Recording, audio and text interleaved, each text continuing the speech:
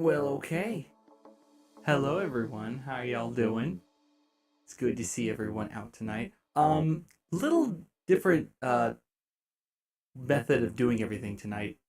Considering it was grab some food. Steam Bean, I'll be back. Okay, Digi. Hey, Lamb, love the support. Sup, Frankie? How you doing? Good to see you out tonight. But yeah, it's a little weird tonight because the time that I was asked to join was a little earlier than I usually am used to, so I figured, forget it, I'm just gonna start early. Might be a little extra talking going on between you guys and me until such time that it works. Hi Lamb, how are you doing, my man? It's good to see you, dude. Always good to see you, my man. But yeah, I'm just honestly at this point waiting on the go ahead. I'm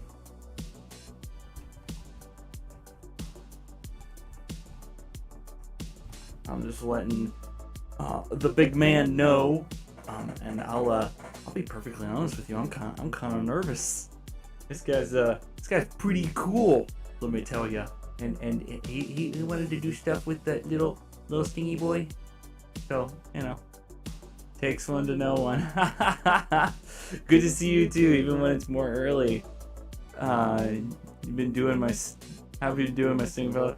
Hello, Blackened Phoenix. Hello, my man. Lamb, I have been doing okay. I actually had a different thing planned for tonight, so I called ahead to my work and actually had them give me a day off. So your boy is actually going to be able to stay up late tonight, at least in regards to my normal schedule, because I got off tomorrow. Little funny thing about my work is that a lot of our off time rolls over, and my work that I do, I had to be in there like a lot, right? A lot. And it didn't give me the opportunity to take much time off, and so a lot of my time rolled over. Hey Momo, hey, just wanted to say to you, homie, yeah, what is up? It is good to see you. But yeah, so basically a ton of my off time rolled over from last year, so I got a lot. So when I looked at my boss and said, oh damn, that may be the path. But yeah, when I asked him, I was like, can I take this random Friday off? He goes, why wouldn't you? You need it. And I'm like, okay. So I'm gonna take out my kneecaps. Well, like I said, I am at this point waiting for the big man to start. So I'll be just sitting around, just kind of chilling at the moment, wondering how everyone's day been, really.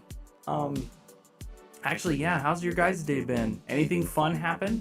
Anything you're looking forward to the weekend? And honestly, if there is an ad break coming, I'm just gonna let that one run.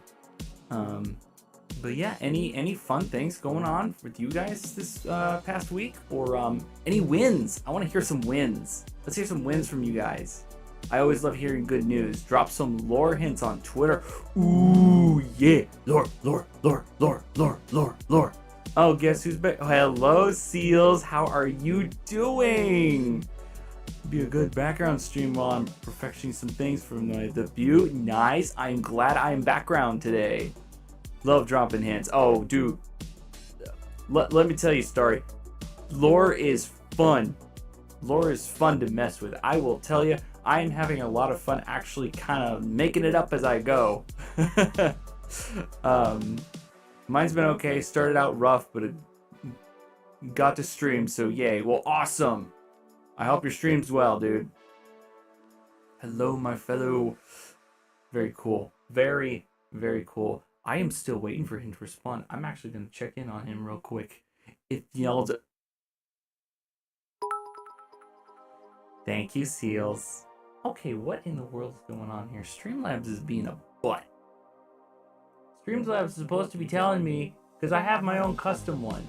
So what's going on here with Streamlabs? Alright. But yes, thank you so much for the bit, Seals. You are truly a wonderful individual, and I appreciate all the support. I really do. What is my alert box doing? Why is it being... Hello?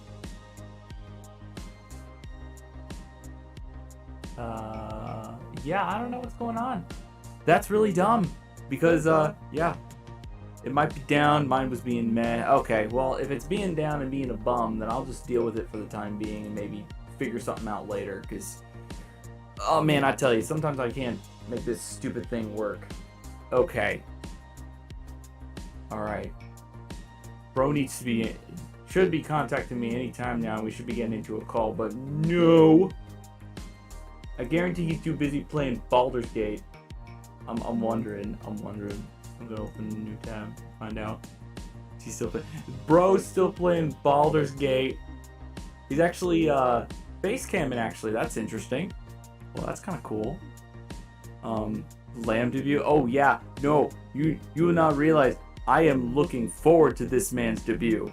Trust me.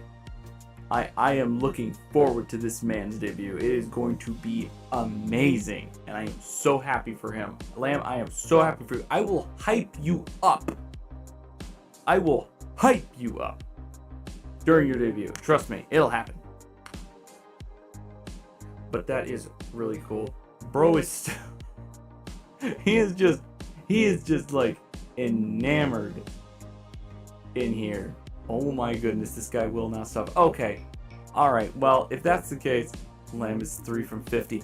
Lamb is 3 from 50? Okay. Alright. Hold on.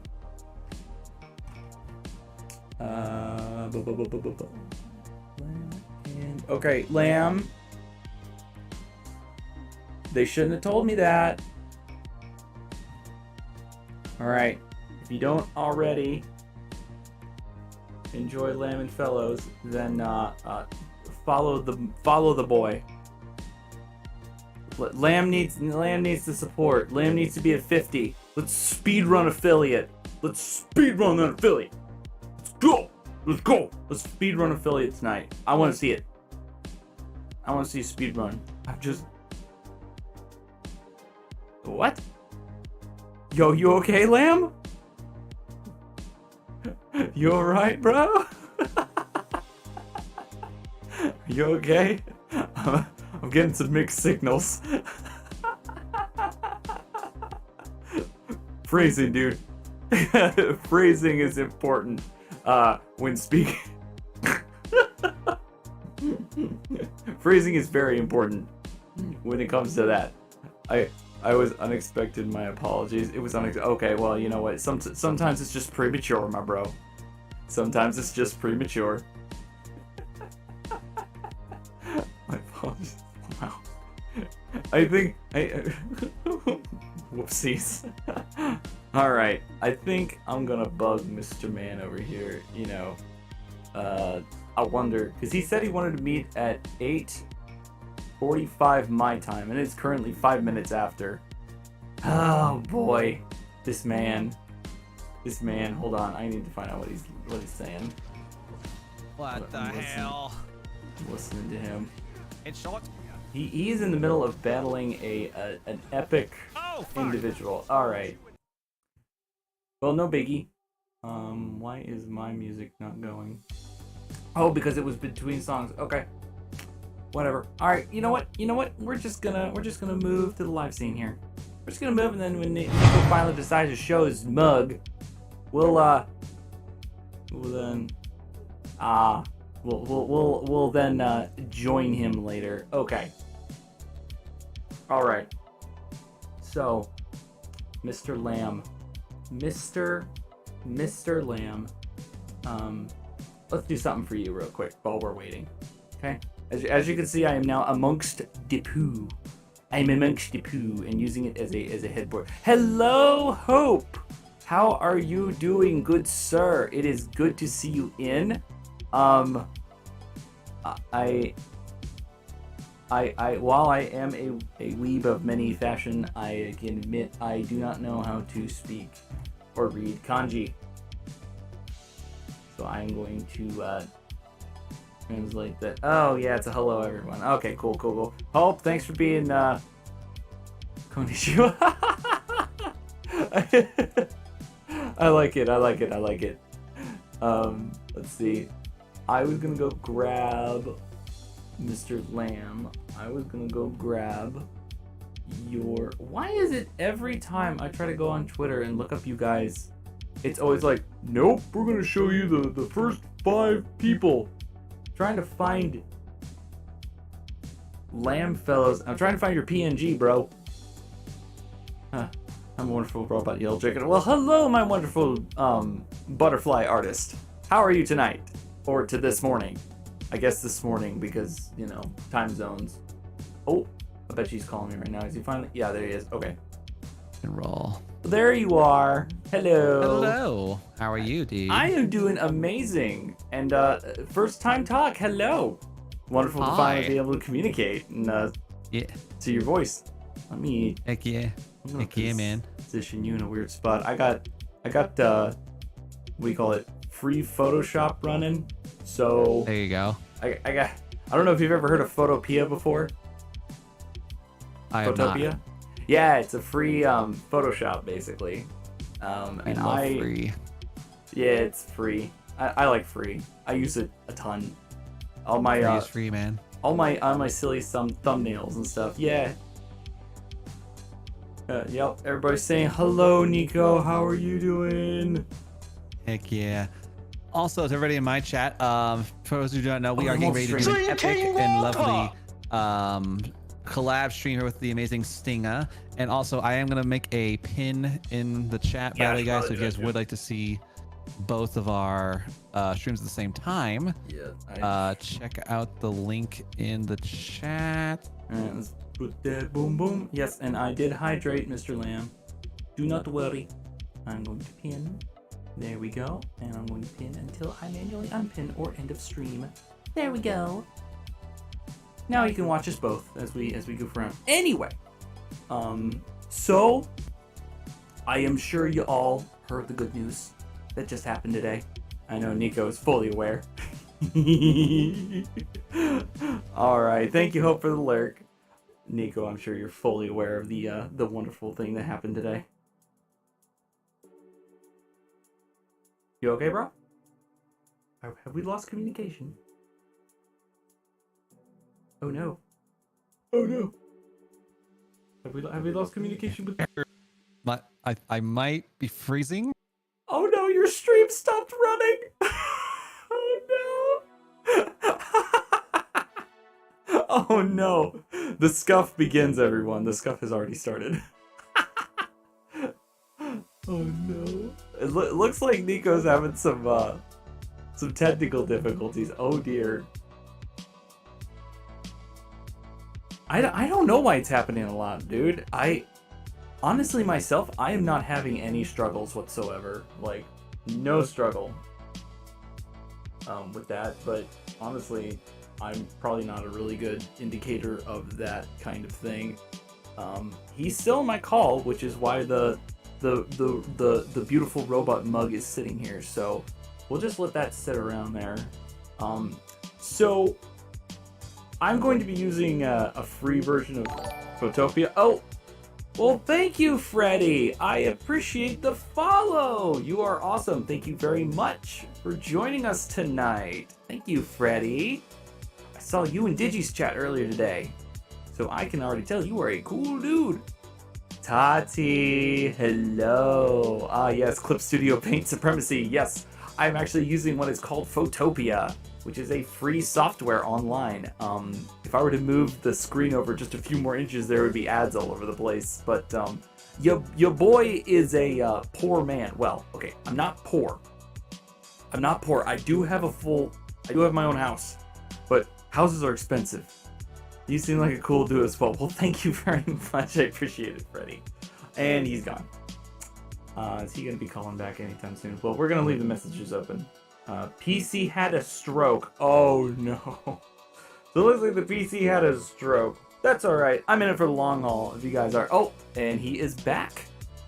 The cool man we're is doing back. a temporary setup with the less nice voice because apparently something like PC just decided to say no. PC decided to say no. Well, I am so sorry to hear that, but your voice still sounds amazing.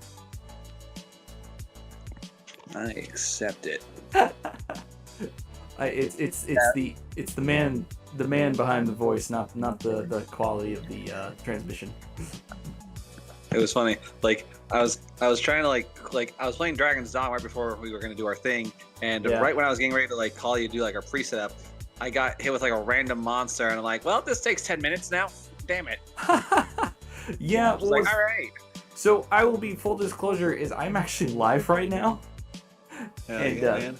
And what was funny was you said 8:45 my time, and I'm like, does he want to like talk for a few minutes, or what is he wanting to do? Because he's already streaming. Is he just gonna roll right into me? And so I didn't know how that was gonna work, so I just kind of winged it and started my stream early. Well, I love like the moment I show up and it's like, oh look, scuff happens. I'm like, oh no. No, it's okay. My entire streaming existence is scuff. So you got I had scared by scuff, a not fart. bad. Yes, I'll tell you yes, Freddy, I did get scared by a fart. I'm glad everyone saw that on Digi's stream. But yeah, yeah, Nico, I'm sure you're aware of all the good news that just happened today. Mm-hmm. Why is this thing running at like dog water? That's unfortunate. Yeah, truth be told, it was funny. I run straight to your Discord and I'm like, hey dude, I got a message for you. Oh man, I was so determined to make sure that Digi made it to 200 today during stream. Heck yeah. Oh yeah, it's a lot of fun to support a friend of yours. And yeah. What's up, Silas? How are you doing, my friend? It's good to see you. Glad you just tried to stop by. But yeah, how are things on your end then, Nico? I mean, other than the computer exploding, everything's been hunky dory, 100%. Speaking of the little speakerphone, and she shall appear. Hey, Digi, how you doing? It's good to see Hide ya. your wives, hide your kids. These are gonna get everybody around here. Dim subwoofers. Speaking of which, actually, in celebration of the beautiful 200 even number that was obtained today, you're going to, unfortunately, Nico, be a victim of repeats today. I'm going to very scuffly. I have a design that I made a long time ago that I'm going to be tracing over that I made and took a picture of and going to try to paint it in Photoshop. Epic. Yeah, right? It's gonna be super scuffed, but we're gonna try it today because I was wanting to figure it out. But anyway, the photo in question is actually of Digi herself. However, the design is of what I like to call Jet Digi, which is a very cool design that I was having fun with, and turned Digi into a jet robot. There you go. Yeah. But anyway, how's the phone scuff going? Are you doing your best to get the computer back up and running, or is it still just being a butt? Computer's up and running. I'm just trying to tell all my VTuber items to turn on, and then life is amazing. Life is amazing. That's good to hear. So so I saw you were. How was the Texas sticker? How'd that go today? It went great. Okay, I got my model on. My stream is 99% where I want it to be. So I think I'm gonna very quickly. I'm gonna hang up and then I'll be back where I need to be. All right, cool. Thank you. Hey man, it's what happens. I don't mind scuff at all. Awesome. Yes, thank you so much. Hey Luxroyd. Sorry about that. Hello, Digi, and thank you. And so then, much. Hey, there we go. The voice. If I had a nickel for every time this happened, I had 2 nickels. Now, it's not a lot of nickels, but it's strange that it's happened twice. It's not a lot of nickels, but it's weird it happened twice. Okay. All right, here we go. But we'll see. Shazam. We'll see if this actually works. Because I'm gonna Right, be 100%. mega scuffing this.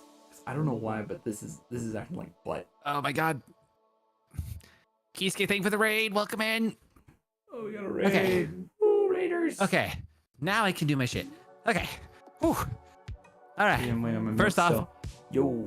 So everybody who's here today, welcome in. We are doing an epic and wonderful collab. Seal, by the way, thank you for the follow and thank you for the bits. I really do appreciate that.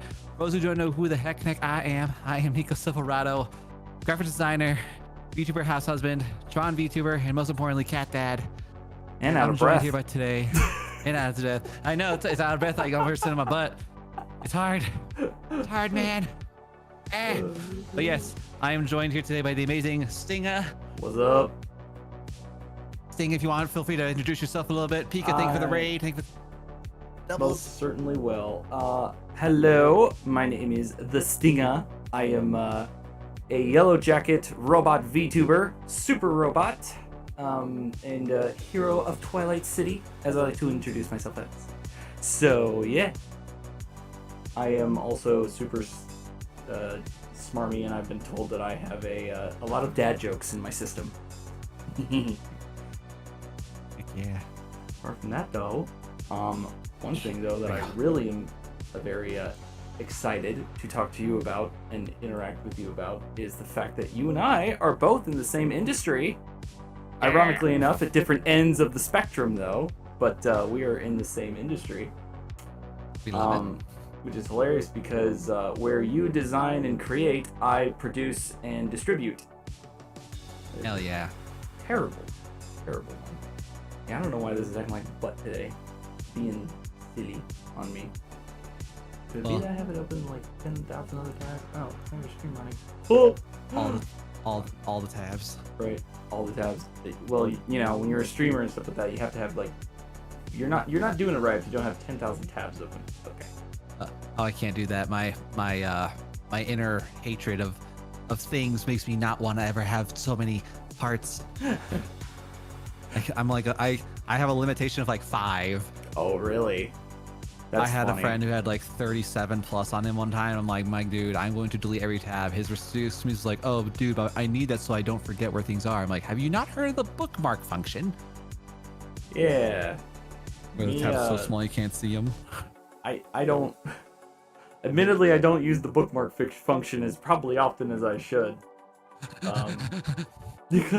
No, really. You would not like my desk at all. Paint Bros, long live the dad jokes. Woo, yeah. You would not like my desk at all. It is always a constant mess with not like my personal desk, but my work desk. It is always full of orders and stuff like that come in for me to produce. Oh yeah, I feel that. Yeah. Cause yeah. Specifically, my job is on the other end of like, so when you get a commission, or not a commission, but I guess a job, because you're not working commission work, at least the way that I understand it. So you get an order, someone basically says, hey, produce this, and this, and then you send it off to the printers to get produced, right? That's kind of how you do it. Well, you see, I'm on the other end of that. I'm the one receiving it. So what'll happen is that I will receive it, and all that extra work that you put into like the bleed and the cut line area and all that fun stuff, I'm actually the one that kind of produces that side of it. So I'm the one actually distributing the product, which does require just a little bit of understanding of, you know, Photoshop, Illustrator, and stuff like that, but on a very minimal level. Yeah. I'm not the one that makes the colored magic happen, although I kind of have understand just a bit of it.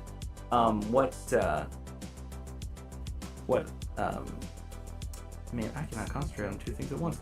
What I kind of have always enjoyed doing was when the orders would come in, like, I'm usually trying to produce them as quickly as humanly possible. Oh, So yeah. That's why my desk is always going to be, like, super cluttered.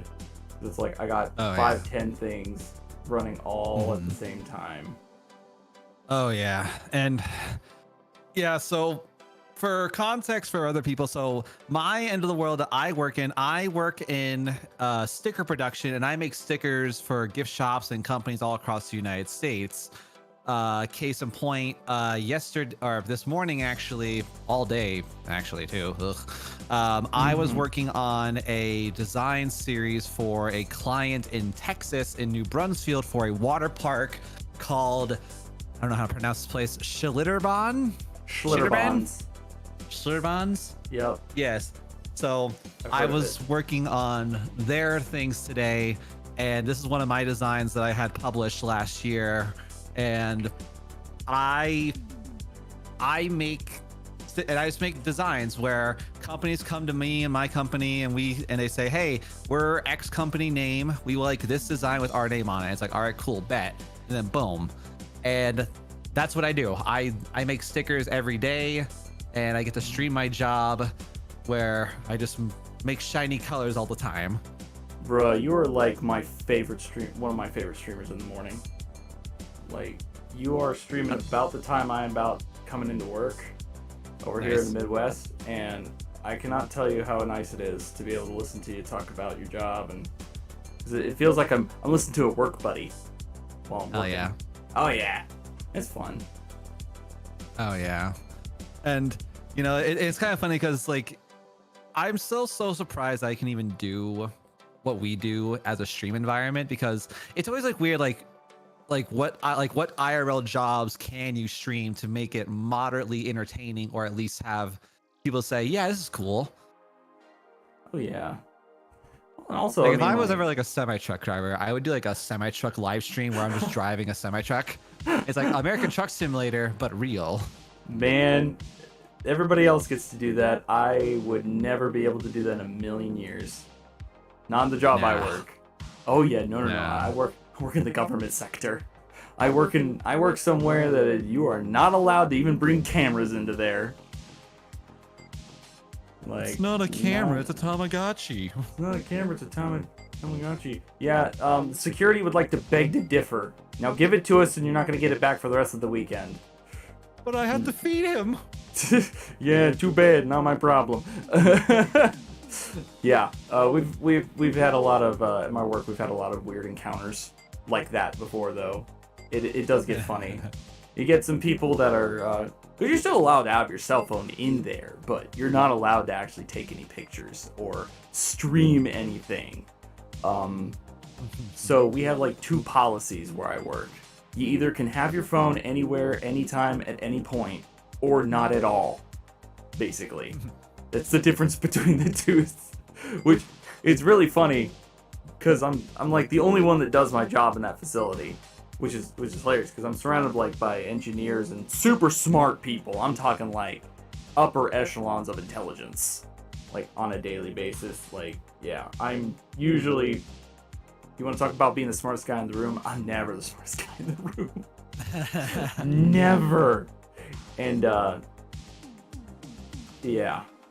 So yeah, when it comes to a lot of the orders I do, I guess the most significant thing that I might have done is a lot of my work will actually end up in the hands of government officials. Probably ones you have either voted for or know of. There you go. Yeah. But they don't even know who I am, though.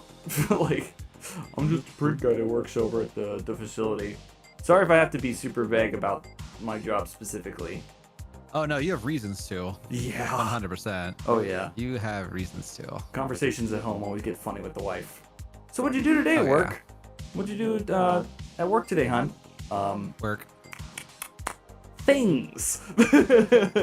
I did things. So yeah.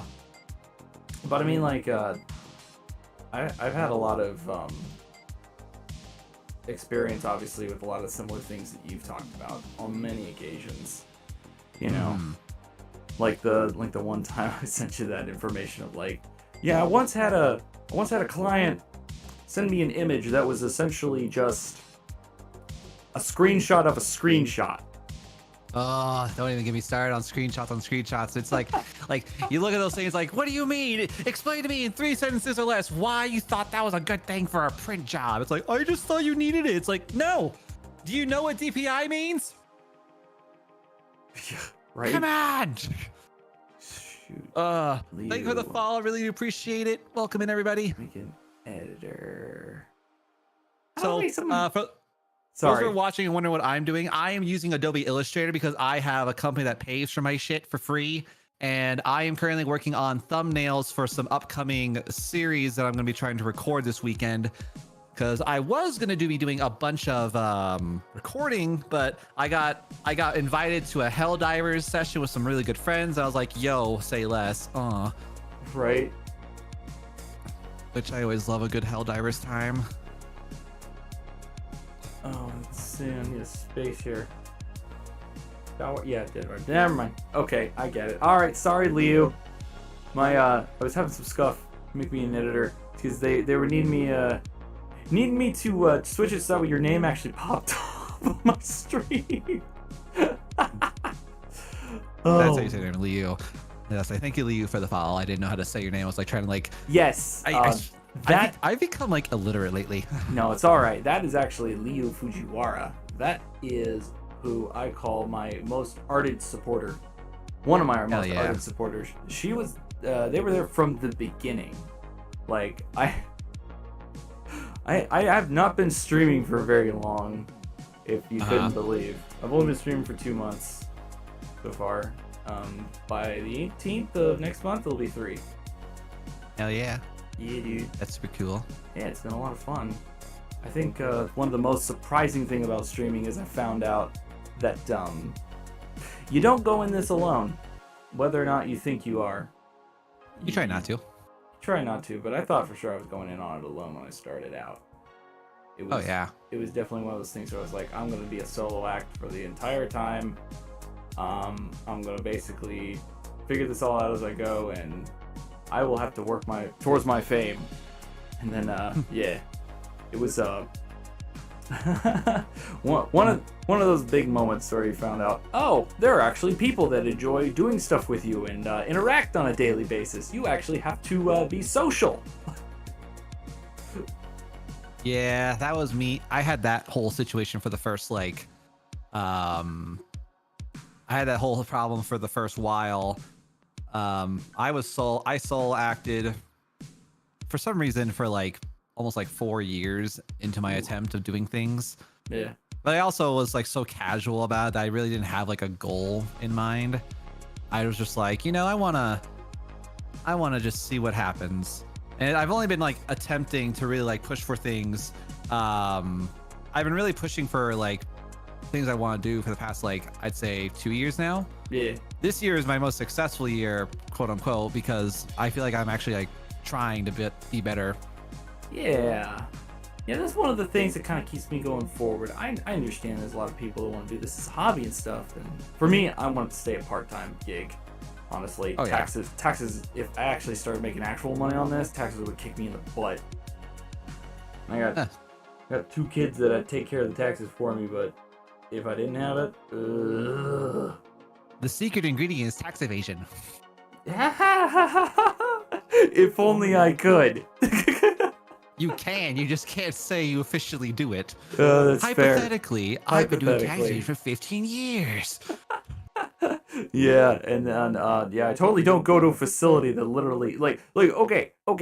You know the joke that it's like, oh, the NNSA, not that, but like the 3-letter organizations of the government, like, oh, I'm on a list and they're watching me my every move, that kind of thing, right? I am on a list, and I have been told I'm on a list. I am on the list. I am the list. I am the danger. The list. Don't you question? No, but real. I have found out that I am 100% monitored, and I have 0 privacy, especially when I'm at work. That's one thing you discover really quick, is you don't have any privacy when you work government sector. Oh yeah, 100%. And for people who want to keep their privacy, the money is good, but the privacy, you're gonna lose it real quick. Because I feel very blessed because I get paid a lot more than someone who does my job, like a lot more, significantly more. But that's because I hold a clearance of some kind. So I'm gonna start making dinner. All right, Freddy, have a good one. Enjoy your hamburger. Oh, cheeseburger hamburger helper. Oh, ow. I have learned, my wife has been getting me to do a very special style hamburger cheeseburger helper. Yeah. Basically, it's for every meal we add kidney beans and black beans to it, with cheese. attention to me throw something. Yeah, I hear you, Luxroyd. Took some classes to get a cybersecurity degree and put me on a list of this person knows how to do X. Oh yeah, that's right. Oh no, Digi. Alright. I have to start this. I apologize for the next 2 minutes, Nico. Uh-huh. I have a redeem. That for 2 minutes I have to end every sentence with a buzz. And it's going to start right now. So yeah, every sentence, and I think Digi's gonna be having the time of her life doing it. Zzz. Imagine. Yeah, and as you can tell, because oh no, Lamb, zzz. Why would you do this to me? Zzz. Because they love you. I know they love me, zzz. But you never put a cooldown amount. Zzz. That's because I probably should, but I never do. Zzz. But everybody likes it so much, so I can't resist keeping it up. Zzz. There you go. Yeah. Causes. Thomas, thank you for the first. Appreciate ya. Oh. Zzz. Actually. Zzz. So, silly question for you, my man. Zzz. Uh-huh. How is the corgi? Ah, yes, What's he the doing? boy. He is currently. Oh God! I give you scares, you bastard! You say his name, he does crime. So, he is doing pretty solid. I feel like for the most part. Good to hear. So, story time for everybody in chat here today. I have a corgi who has recently had to go through his second heart surgery at the age of 3. A second. And- Yeah, this is the second one. So, to give you guys some information, so my corgi was diagnosed at birth with a very, very horribly special thing, otherwise known as tephrology fallot, which basically means his heart cannot physically process blood properly. Basically, every time he would pump blood, all the bad blood that had no oxygen would go right back out, and he basically had trouble breathing, and he was at extremely high risk of passing out due to those. And we had to take him to surgery to get to get his heart properly, because our dog used to have an issue where he couldn't go more than 10 yards without passing out. Oh, And goodness. we got him a second surgery to fix his heart again, and now he's doing really well. He's got energy, he's running around, he's doing all sorts of funky things, and he's being a good boy. He's being the goodest hear. boy. That is good to hear. Zzz. Okay. Zzz. I am putting a cooldown on that silly zzz thing. The silliest thing about this redeem is it makes me have to extra concentrate on everything I'm doing, because I have to remember at the end of every sentence you gotta go zzz. Or something explodes. Yeah. Okay, actually, I gotta ask. So, one question I've been dying to ask you, and that I feel like the two of us will just go on a pure tirade and enjoy ourselves talking about it, 42. is what is the worst ever commission / request that you have ever had to work on, that you were literally pulling your hair because the person ordering or requesting had zero clue what they were doing when they were asked for it? How 18 plus can we be? I can end the stream. let's just go in here, and I'm just gonna we're gonna No, I have a way to make it very much PG-13. fair enough. If you can do Yeah. that would be fine. Oh yeah. I like I've to got- say that I'm slightly 18 plus, but there's also a part of it that's like I'd like to stay somewhat family friendly. We want to name drop who was it who hurt you. You don't know. I don't even remember their name. This is back when I was like COVID and I was doing independent stuff. Right. So I have 2 stories. I have one which was a emote request commission back when I first was being independent. Right. And then I have a second one that was client based here that I still have to work with them every so often because I don't like them working with them. So Oof. the emote commission story goes where I was working at a UPS as like a secondary job. Hated my life. And at 3 o'clock in the morning, I get a hit message from some random streamer who she was, kind of like smaller, mid-sized, nothing too crazy. And we got into talks overall about like what I do, what I charge. And I also charge dirt poor cheap, like $5 an emote back in my days. Right. And this woman wanted me to willingly make her, or a channel, the Who's Urban your Dictionary daddy? definition of male tears in a bucket. The definition of male tears in a bucket. Oh my goodness.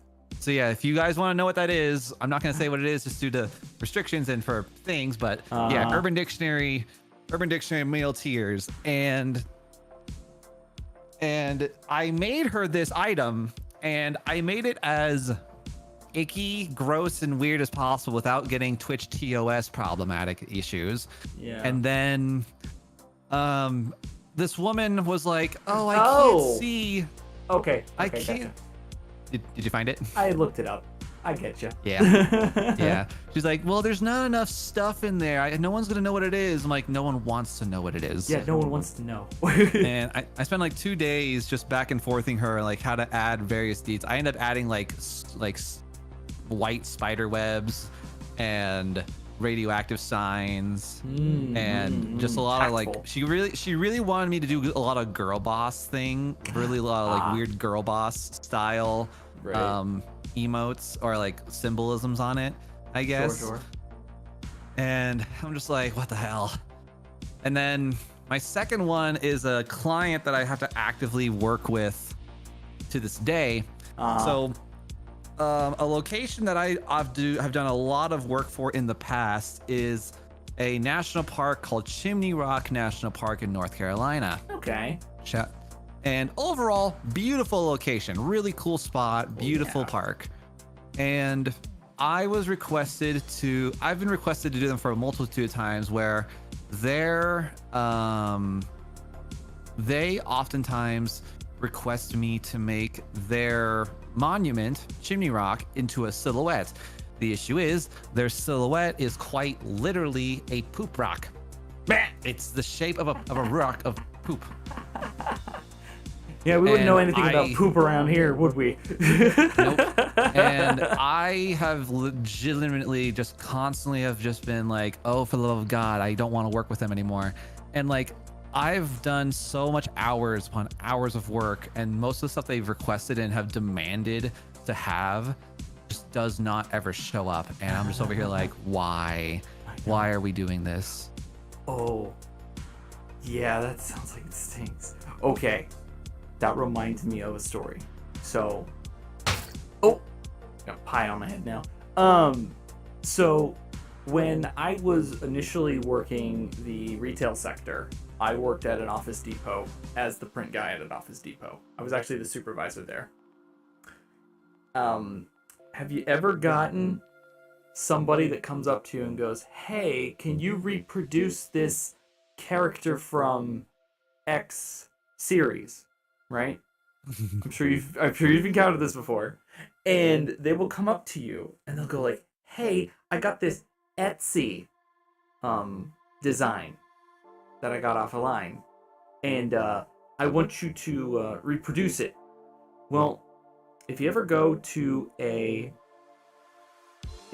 Office Depot, an Office Max, or any retail place for that matter, they are legally not allowed to reproduce copywritten characters like Bluey, Mickey Mouse, anybody that's an icon, because that could be, put them in hot water on that.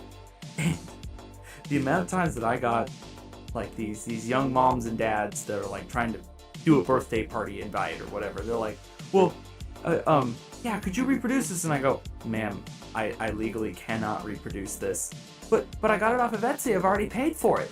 "Ma'am, how much did you pay for this design?" "About $40. God. And it's usually clip art that's been like copy and pasted. Yeah. Oh yeah, Luxroyd. Yeah, Luxroyd, my brother actually worked at the same one as I did, and Minecraft when it was big was everywhere. And Oh my god. we actually created a tally on how many people would come in, and we were like, that's another one on the tally. And oh man, Like, hey, can I have Steve? oh yeah, and even where I work, that's the same policy, and it's really funny when and even government sector, like it's bad. Copyright stuff is a no-go, especially especially when it comes to that. So I'll get users that'll come in and be like, so was wondering if we could reproduce this image of this person, and I go, we can't do that. I'm like, well, yeah, you can, because it's not a big deal. It's just the company, right? And I'm like, no, that's public facing. That basically means whatever we produce here is going to be regarded as of the company. And I don't think that the legal department is going to take it kindly when you decide to put Mickey Mouse on the front of your design and be like, oh, hey, welcome to so-and-so company, and it's Mickey Mouse on the side. No, legal department ain't gonna have it. I mean, yes, even though Mickey Mouse is now public domain again. Of course. But no, like, you gotta, like, I've already seen Mickey Mouse VTubers, well, Steamboat Willie Mickey Mouse VTubers, which are funny. Yeah. Yeah, I've had my fair share of just people, and thankfully I'm so glad I chose to do this when I made sure very quickly to be like, yo, I am not by any means the imagination going to touch with a 10-foot pole. I'm not going to touch anything involving faces or people. I'm going to do objects and objects alone. Yeah.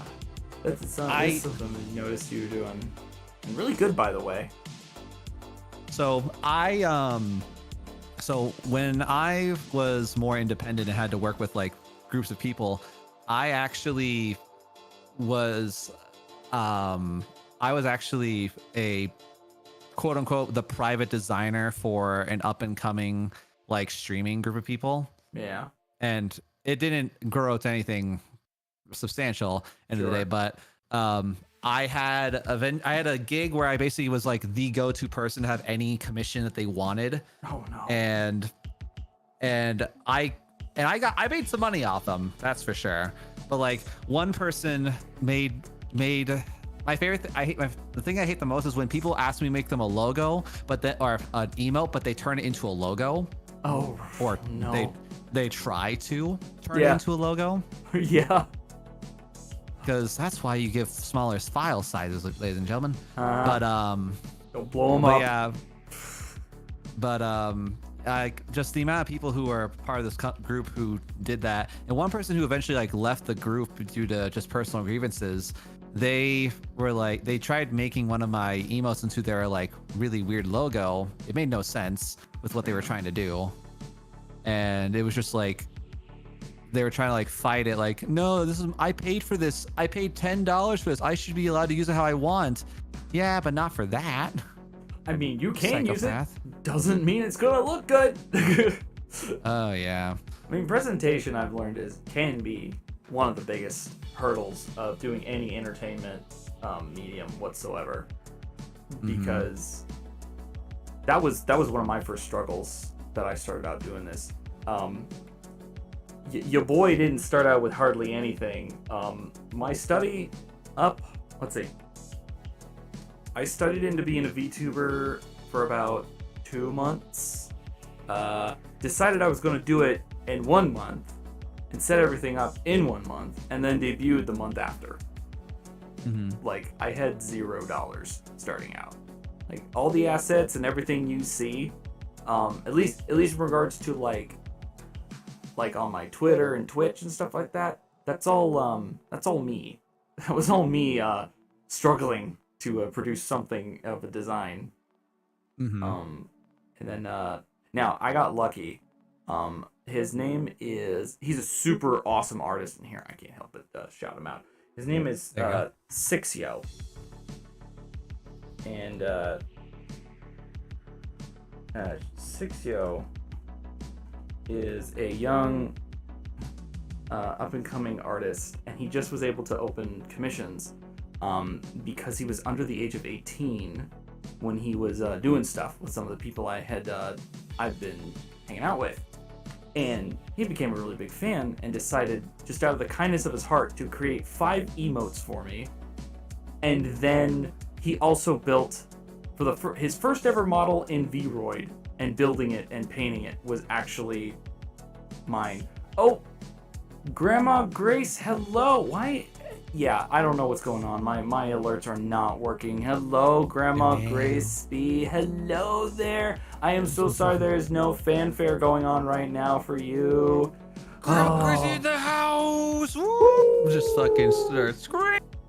Yeah. Woo. I thought my laptop crashed after 2 hours. Oh my goodness. I'm sorry to hear that, Grandma. Good to see you, mortal. Good to see you, my friend. Glad to see you all in. Hello, my name is I'm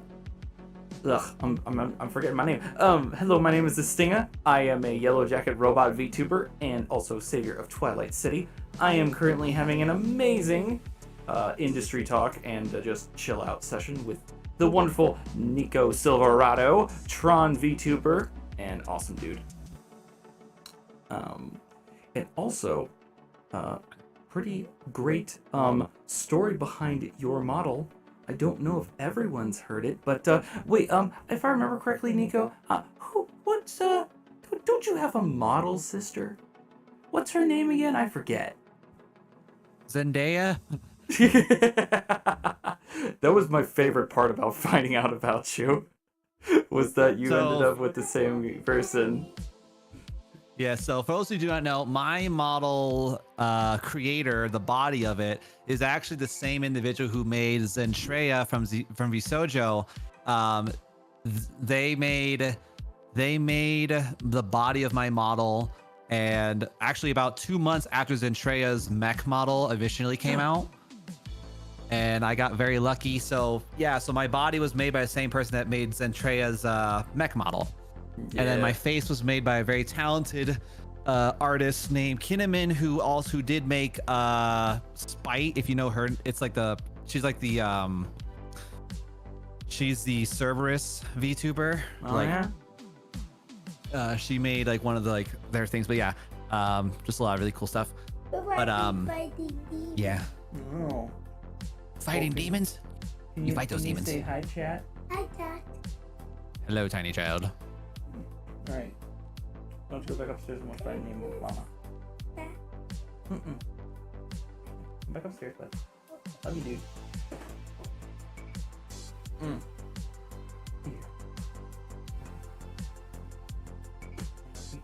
Go upstairs. I call every chat. I call every child that is small and younger than me tiny child. If you're 11, you're tiny child. Yeah, well, I actually had a conversation.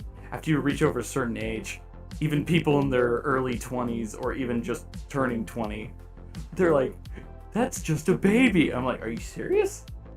I'm like only 10 years older than them. But I work with a lot of older people, like 60s. So like even they see me as little. Mm-hmm. So I got used to it after a while. Oh my goodness, it's silly.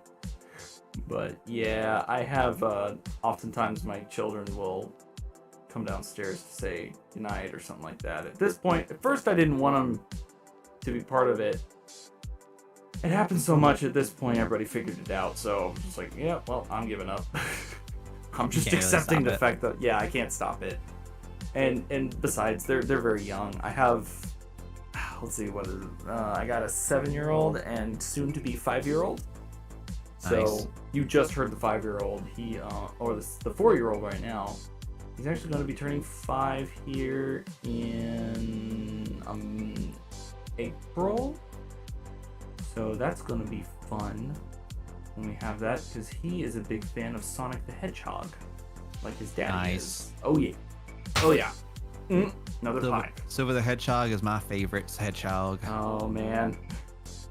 You know, actually, speaking about gifted things, I actually my major brand that I had was actually all gifted to me by a fellow designer friend of mine. Oh yeah. Who he's a branding artist in Canada, and he discovered my channel randomly one day, and like I kind of gave him like the gist on like how to stream being an artist or how to stream graphic design. Yeah. And I got to be his first follower, and then when he hit 100, he actually gifted me an entire branding package. So overlays, just full, like super hardcore professional stuff, and an amazing individual. And this is actually right before I became a VTuber too. Ha. That's cool. I remember you telling me What's the up? story about how you got the Tron design. What's up, YouTube? Good to see you guys. Hope you're having a great time. Welcome in. For those who are just joining us on our streams today, we are currently making a thumbnail for our upcoming Poppy Playtime series video, which I believe the next episode should be getting recorded tonight or tomorrow, depending on how our energy is for tomorrow. But welcome in. But yeah, and honestly, like, for the longest time, I've always felt so weird about trying to like make designs in general, because like designs in general, it's hard for me to like commit to one design sometimes. Like for a long time, I used to have like one new overlay every other month because I just never liked any design that I either tried drawing or ever bought. Yeah. And I got so lucky with these current designs because Tron stuff's hard. Mech things in general is hard. Like a lot of like V artists do not like drawing anything mech related because it's just like the parts or the pieces. Yeah. Or it's like the look. And granted, thankfully, I have someone who's helping make some 3 new animated emotes. Yeah. Thankfully, but like, oh my god, it's such a pain in the butt for people to like, hey, can you make my model? Is it mech? Yeah, no. Oh my goodness. That's one of those things that like I heard from you and I heard from Digi, and now I'm sitting here going like, well, there goes my budget. Because I'm hoping one day to probably get something live 2D. I don't know. But I also really want to go more into 3D because one of my bigger inspirations is actually Phillian and Girldium. Nice. And they're both 3D avatars, right? And Girldium's really fun. Oh, Girldium is amazingly fun, and low-key would really want to collab with her just for the fun of it. Would probably never do it. Would probably never do it with me. But you know, here's hoping. But yeah, when you and Digi both said like, oh yeah, mecha is like taboo for some reason amongst V artists, VTuber artists and stuff. I was like, well, fun. That's gonna be great. Because I don't know. But we'll see. I'm thinking I'm leaning more towards hopefully getting a 3D model, but I'm gonna have such a laundry list of things that I'm gonna want on it that I guarantee it's gonna cost me upwards of like $1,000 to $1,200 just for a single model. That's lowballing. Yeah, lowballing. Okay. Okay. Like 3K. Let's actually, you know what? I'm gonna explain to you what I would want in like my best model, and I want you to give a rough estimate. Since you've been at this for longer than me, I'm gonna guess you have a rough estimate. Okay, so number one, here's my idea. It's obviously gonna be mech, so that's number one. Still maintain the wing motif but the thing about it would be is that it would have inline glowing pulsating red like scalloped armor. The armor would be gold plated. Looked. I would have a transformation sequence from like a base model to my transformed model. And then it would also have a helmet toggle that would have an LED display. Yeah, the transformation is gonna by itself be a crap ton of money. You're gonna be, honestly, if I was to guesstimate, minimum 3K. Minimum 3K? Minimum, especially for 3D, especially like all those like fancy bits. But it also depends entirely who you end up going with, you know? Because like honestly, there's so many like parts and pieces like when it comes to like people who end up like who you pick and who you choose, honestly. Because you know, I went because like I have a very like high like desire when it comes to like any purchase of things I get, you know. Like I can like you can get decent models for $800-$700, whereas I am comfortable looking at people who happen to have who are used to like, oh, you can get this model for 1400. For me, I can be like, okay, 1400, and you're gonna do it for me in a good way, sure, bam. But it's like, yeah, and then Gracie, just learn 3D. Yes, that is the way to do it. Yes, and actually, real quick, just looking in chat. Hello, goodness, Gwenor. Goodness, I'm gonna butcher your name. I'm so sorry. The war I'm wasp. gonna say Gwen. I'm just gonna call you Gwen if that's okay. Yeah, I'm gonna call you Gwen. It's so good to see you, by the way. Very cool. I like your design. It's very awesome. Another stinging insect. Hell yeah. Possibly another addition to the Gwen works. That's good to hear, because like, yeah, I feel so bad when I miss. It's funny because everybody tries to use different names to sound unique, look unique, which is a good thing. Like, you want to do that, but man, there's some days I feel very bad that I'm going, I don't know what your name and how you spell it. I don't want to get it. Oh yeah, I'll tell you what. That's been me lately, where I've just been feeling so illiterate whenever I have a new person come in. It's like, hey, here's my name. It's like, ah, crap, here we go. Well, don't worry. I'm just like Hannibal Lecter. I'm gonna butcher it. Right. I was just say, how do you say your name, or what can I call you? What is the way? Yeah, but like so, but yeah, like when I was thinking about that, there's another VTuber I recently discovered named Mira, and she's phenomenal at Blender. Oh my goodness, all those neon glow colors and everything like that. Like, oh man, I was talking about this with someone else. Is that like Tron visually and like sound wise, oh, it's so good. I mean, I'm probably preaching to the choir on this one when it comes to that, but like glowy bits, neon design, oh my goodness. I mean, that's how, like, honestly, that's what a lot of my transitions are. You know, like a lot of my, for those who are in my chat, you know, the things that you guys see, like my start and student screen, this is all made via Blender and Unity, because the company that I went to, I got all my items because of a very well-timed inquiry about my artwork for my stuff, and it's a pain in the butt, you know. Also, Grandma Grace, thank you for the follow, by the way. Sorry if I didn't say hi to you officially. Very Appreciate cool. you, Gracie. But Grace is awesome. but yeah, I got to check out their collab with Digi. Yeah, good stuff. But yeah, no, there's a lot of, it's like trying to like get that theme, you know. And like for me, I've been wanting to have Tron themed stuff for so long, because like it's just, I love the aesthetic, I love the color palette. Even if I don't like the Tron stuff as much, I just love black and blue.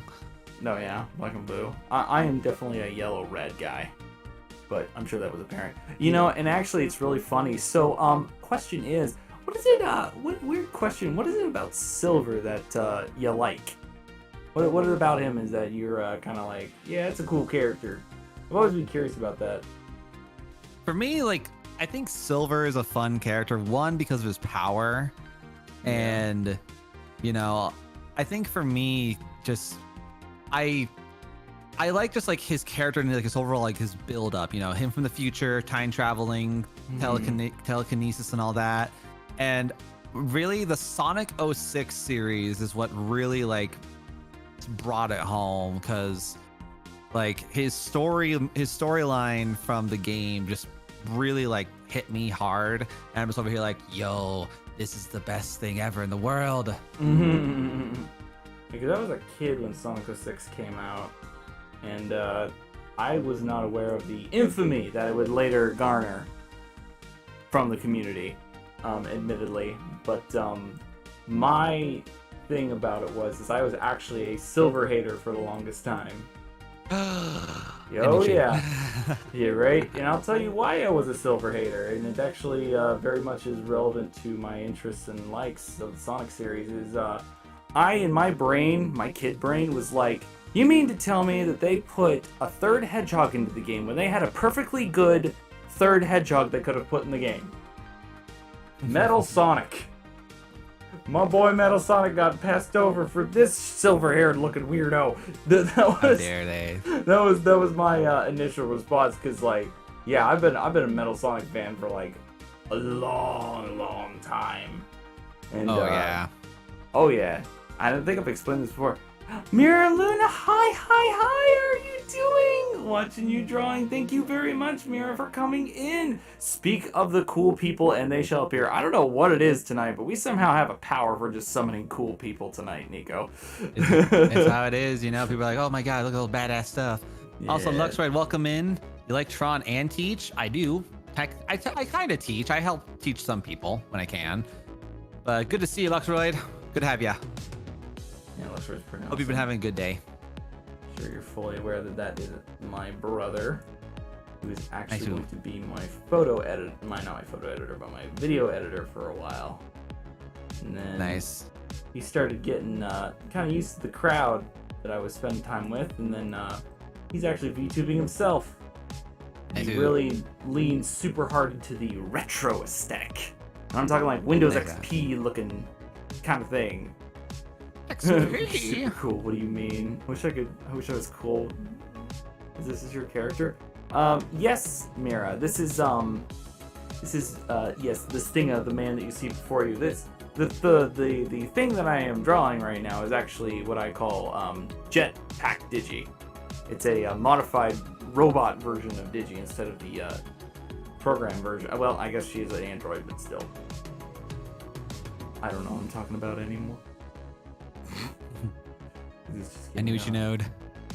Mm-mm. What's going on with my setup here? This is... I'm using an online version. Okay, it's not messing up on me when I do it this way. Whatever. We're just gonna roll with it, because free products are free products. That is that is the struggle I have dealt with ever since I started. Was I do not have money for fancy stuff, and yes, it was very disappointing when I went to what's it's called it's not VGen, it's the website where most people get a lot of their VTuber models. Oh, thank you, Gwen. I appreciate it. I like your model too. It's is it where is it? It's the website that a lot of VTubers will go to get their models and stuff like that taken care of. I don't remember what the website's called. It's like V something. I don't know, actually. But I know that website. I went over there, even to Fiverr, and I was going, oh man, I should get myself a live 2D model. It's gonna be super cool, and it'll look awesome. And I look at the prices and I go, oh, VGen. That's what it is. Yes, thank you, Digi. It's VGen. Yeah, so I went to VGen and I was like, oh man, I gotta look professional when I do this. Oh, $200, huh? For a chest up. Oh, and like I don't know. I don't knock them for charging whatever price they need to. I'm a big advocate for making sure that artists get paid what they're worth. Oh yeah. In many ways, like I've actually had a lot of artist friends growing up, and a lot of times they get gypped a lot. Oh yeah. And it was kind of bad, but I think the primary reason why they did wasn't because they weren't communicating with people that actually cared. It's they underestimated themselves and their own skill, and didn't understand like what they were asking for. And I always felt bad, because it was like, you know, I understand not everybody's made of money and they can ask for the big nice thing or the design art piece, but at the same time I feel like, you know, if you don't like the artist price, then go find somebody else. Exactly. Just go find somebody else. Oh, thank you for the shout out for Digi. Digi's amazing. And so like to me that's one of the biggest things that I've kind of been in conflict with when it comes to VTubing and stuff like that. Like I don't like spending a lot of money on stuff, but at the same time it's like I can't fault the creators, designers, and you know, people that have talent. Like they deserve it, every bit of cash that comes their direction when they finish a product, because Oh yeah. it's years worth of skill that you can't garner up, and then after that it's like now you're gonna have to use that skill to actually, you know, get yourself a living wage and not be a starving artist. Oh yeah, I remember doing the starving artist lifestyle, and you know, honestly, like it's a pain in the ass. You know, it sucks. It really does suck sometimes because, you know, you really do like want to have nothing more than to be able to help, like actually give artists their funds, their things, and it's hard. And plus, it's the age-old problem of there's always somebody cheaper. You know, whether or not it's your intention, there's always somebody cheaper, and you know, you just gotta kind of like bite the bullet, whether or not you're wanting to go cheaper or if you want to go the pricing and all that. Of course. And you know, you just gotta be. I think it's really a patience thing too. You know, patience thing is a big thing because like I was like when I tried to be independent and all that, you know, like you either gotta try to be the artist with higher prices but higher quality, or you go lower prices but more quantity. Yeah, it's a pain in the butt. Looks right. Starving artist lifestyle, it's not delivery, it's just struggle. Oh, yeah. Booth and VRoid Hub. Thank you, Mariluna, for actually telling me what I was actually talking about. Yeah, Booth and VRoid Hub. I went to that for a while. The first model I ever had. I don't think I'm gonna go back to using him. He may or may not have had assets that were changed a little bit from the free stuff. So I learned when you go to the free assets with Booth and VRoid, there's always this like caveat they'll put on you, which is, hey, don't modify or change if you're going to use for commercial use. And the yellow jacket that was on my jacket was heavily modified from a free asset. And I messed with it just ever so slightly until I went back to the page and realized, oh, you're not supposed to be doing that. Whoops. You're not supposed to. No. I mean, technically, you know, when I was originally getting like my new variations of my model, I was afraid that I was going to get in trouble by my original body artist because I thought he was going to be like, oh, you didn't consent with me to have my design changed, you know, or like I didn't like get prior permission, because like I initially, when I was trying to get like my new face and all that, I was going to try to go to my original artist to say, hey man, can I please ask for a new change up and all that, and I couldn't get a hold of him, so I just had to be like, okay, well, here we go. I just kind of bit the bullet and said, here we go. He can't stop me. I need a new model face, and he's not gonna talk to little me because I'm not a big person like Zentreya. Right. Yeah, but I mean but still, I mean, that's such a cool thought, like saying like, oh yeah, I'm model siblings with Zentreya. I mean, to me, that was one of the things that kind of like my mouth dropped to the floor when you explained that on stream one time. I was like, are you serious? What in the world? Are you for realsies right now? Are you for realsies right now? No, and honestly, like, you know, I feel kind of bad for brand new and very admirable still, of course. 3D models, the dream. Yeah, 3D models are cool. Although, like, I don't know, I feel like for a lot of people, sometimes they, you know, it's an entertainment industry, so you will get judged for your model and what it looks like. That's one thing that kind of bums me out is, I'm not saying it's a common thing, and it shouldn't be, but I have noticed that there's a lot of individuals that kind of brush off the startup VRoid model look. Like, they'll brush you off if that's the case. And that's not fair. I don't think that's fair. Unfortunately it's the aesthetic issue that a lot of people tend to have, because to them VRoid models look sloppy and look very similar and have derpy faces. Yeah. Like, it's hard for a lot of people to like really get into it and accept that look. Yeah, but I mean, like, but then I also feel bad for like okay, so let's say there's a VTuber that really wants to get into this, and they are hog wild, going like, I'm gonna get into this. I'm going to like go full hog on this.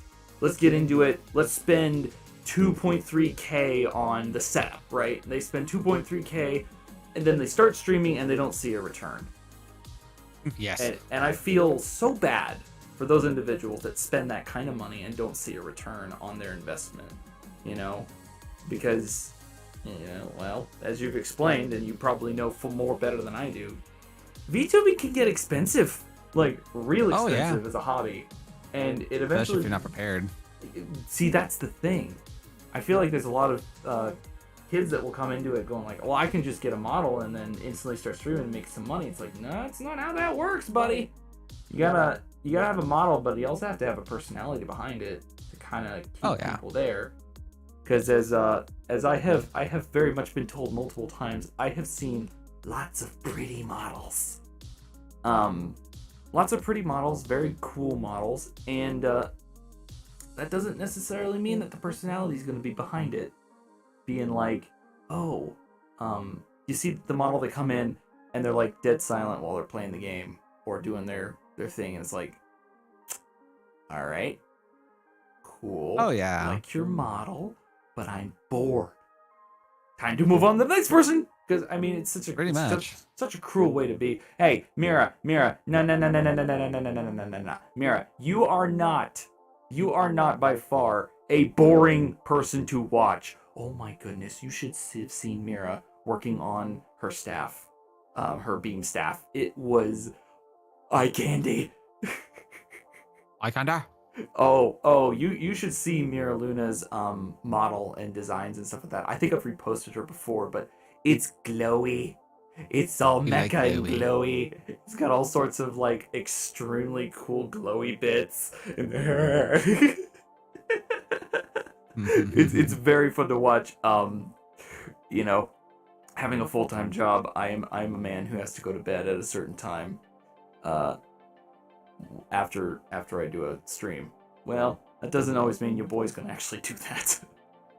I stayed up till 5 in the morning watching Mira. I was so infatuated by it. I went to work that same about an hour later.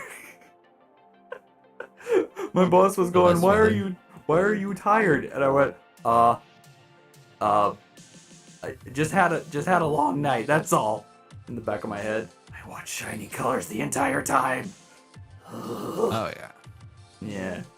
So actually, fun question for you though is what kind of spurred you on to kind of get into VTubing as opposed to face, because I know you do both. But is it a fun aspect for you that you started you in VTubing, or was it more of a feeling of like say, oh, I don't know, anonymity at first? Well, because like for myself, like I initially chose to do VTubing because of the fact that I've always been a flamboyant individual. And I tend to look for ways to, you know, have fun with myself. Because like I have no issue showing my face on stream. I was doing it actually this afternoon prior to this. We were playing Dragon's Dogma, and I found that for me, VTubing is a thing that, you know, as an online space, I want to have like an avatar that's more than just me. Now, admittedly, there are parts of me that are like, I don't want to show what my face looks like because the lighting's really garbage in my office at night, which it is. Right. And it's nothing about like lack of self-confidence about my body or my self-image. But for me, VTubing is just like it's mostly fun, but also it's just like, I just feel like it's really badass to say, I can be a Tron guy. I can have this, I can be this guy with scars and stuff. And I do. And, you know, I always try to tell people, you know, like I'm happy to say that unlike some people in the VTuber community, you can't use my face cam or my physical appearance as a weapon against me, you know? Yeah. And that's unfortunately a common thing that I feel like, and a lot of people who choose to for the anonymity part, I think it's good for them, as long as it's like what they feel like they need and or want. Because I feel like there are people who are forced into the anonymity segment of VTubing because of how they look, how they may feel, and there's nothing against them, you know? Right. Oh, I totally understand that. Hold on, I'm looking at chat here. Excuse me. Don't talk though. It's amazing work. TTS is great. Just don't want to turn my mic on because my kid could come in at any time. Miraluna, are you a parent like I am? Lock the door. Are you lock the door? I wish. I have a 1,400 square foot house. Like, my walls are paper thin. I'm old. Oh, come on. Old. No. You're not old. You're young at heart. Young at heart. You never stop. You can never stop being young. As a matter of fact, I have found that staying young at heart is actually a very great parenting method. Because if you stay young at heart, you connect with your kids better, and it makes it easier to kind of get involved in what they're involved in, and your interests become their interests. And I can't draw this stupid thing. What in the world? But yeah, like, I'm a 32-year-old man with a full-time job, and then I pay my taxes. I work. I'll sing Power Rangers theme songs at the top of my lungs. In the car on the way to work. I'm not ashamed to say that. I actually kind of enjoy being that way. Dino Thunder, best Power Ranger theme song. Yo! Dino Thunder and Dino Charge are my two favorites right now. Like, you can't beat good old Go-Go, right? You can't beat that one. But yes, Dino Charge is amazing. I think one thing I really liked about Dino Charge was the fact that Jason David Frank played an old, weathered Power Ranger. I thought that was a really cool aspect they added to the story. Foxy, no one cares that Mystic Force is the best, okay? I think you saw where I put Mystic Force on the tier list last time, okay? Mystic Force. I need to hold know. On. I gotta find this actually, because I did a Power Ranger theme song tier list a couple months ago, and I gotta figure out where I put it, because I know I did it. I know for here we go. Let's see. So S tier, I did Dino Thunder, Mighty Morphin, the OG one. Okay, out of respect for Foxy, I gave him Mystic Force S because it at least was moderately different. Right. Then A tier, I did Power Ranger Turbo, Phase Force, Ninja Storm, SPD. Yeah. Jungle Fury is a big favorite of mine personally. Okay. And then I guess Ninja. I don't know what the other Ninja Storm? One is. Yeah. I think it's Ninja Storm or Ninja Steel. Ninja Steel, that's what it is. Ninja Steel, okay. Because Ninja Steel was interesting. Ninja Steel had a very oddball premise when I watched it. And then B tier, I had Power Ranger, Alien Ranger. I don't even count Alien Ranger as a season. It was like a season within a season. Yeah. And then Power Ranger Rescue was B tier. Dino Charge, unfortunately, I had it at B tier at the time. Right. And then C tier was Power Ranger Galaxy, Overturn, Power Ranger Samurai, Mega Force at C. And the ones that I just could not get behind was Zeo, Time Force, Wild Force, and RPM. Yo, okay. That was the most disappointing thing to me, was if you were to ask me what my favorite Power Rangers season was, it's actually RPM. Like, I love RPM. But, however, yes, the theme song is kind of dog. Not gonna lie, the theme song is kind of dog, which really disappoints me because I feel like RPM is really... It really does try to make Power Rangers a kid-friendly but more mature show, in the way they kind of mix up the formula and the way that the show works. Especially considering, like, the Black Ranger was the main character instead of the Red Ranger. The story was more post-apocalyptic. And it seemed like the villain was had strategy instead of just monster of the week, even though that's the formula it stuck to. for the most part. But Yeah. yeah, RPM was really fun. My favorite episode is where they start using the back explosions as weapons. There's this one where basically the Blue Ranger, he's having problems with his suit because it's about to overload with an excess amount of power in it, and his only way of actually surviving it is what he uses is he transforms by the to the much dismay of the other Rangers, and he takes an entire army of grunts and just when he transforms he just turns around and just lets the explosion take him out.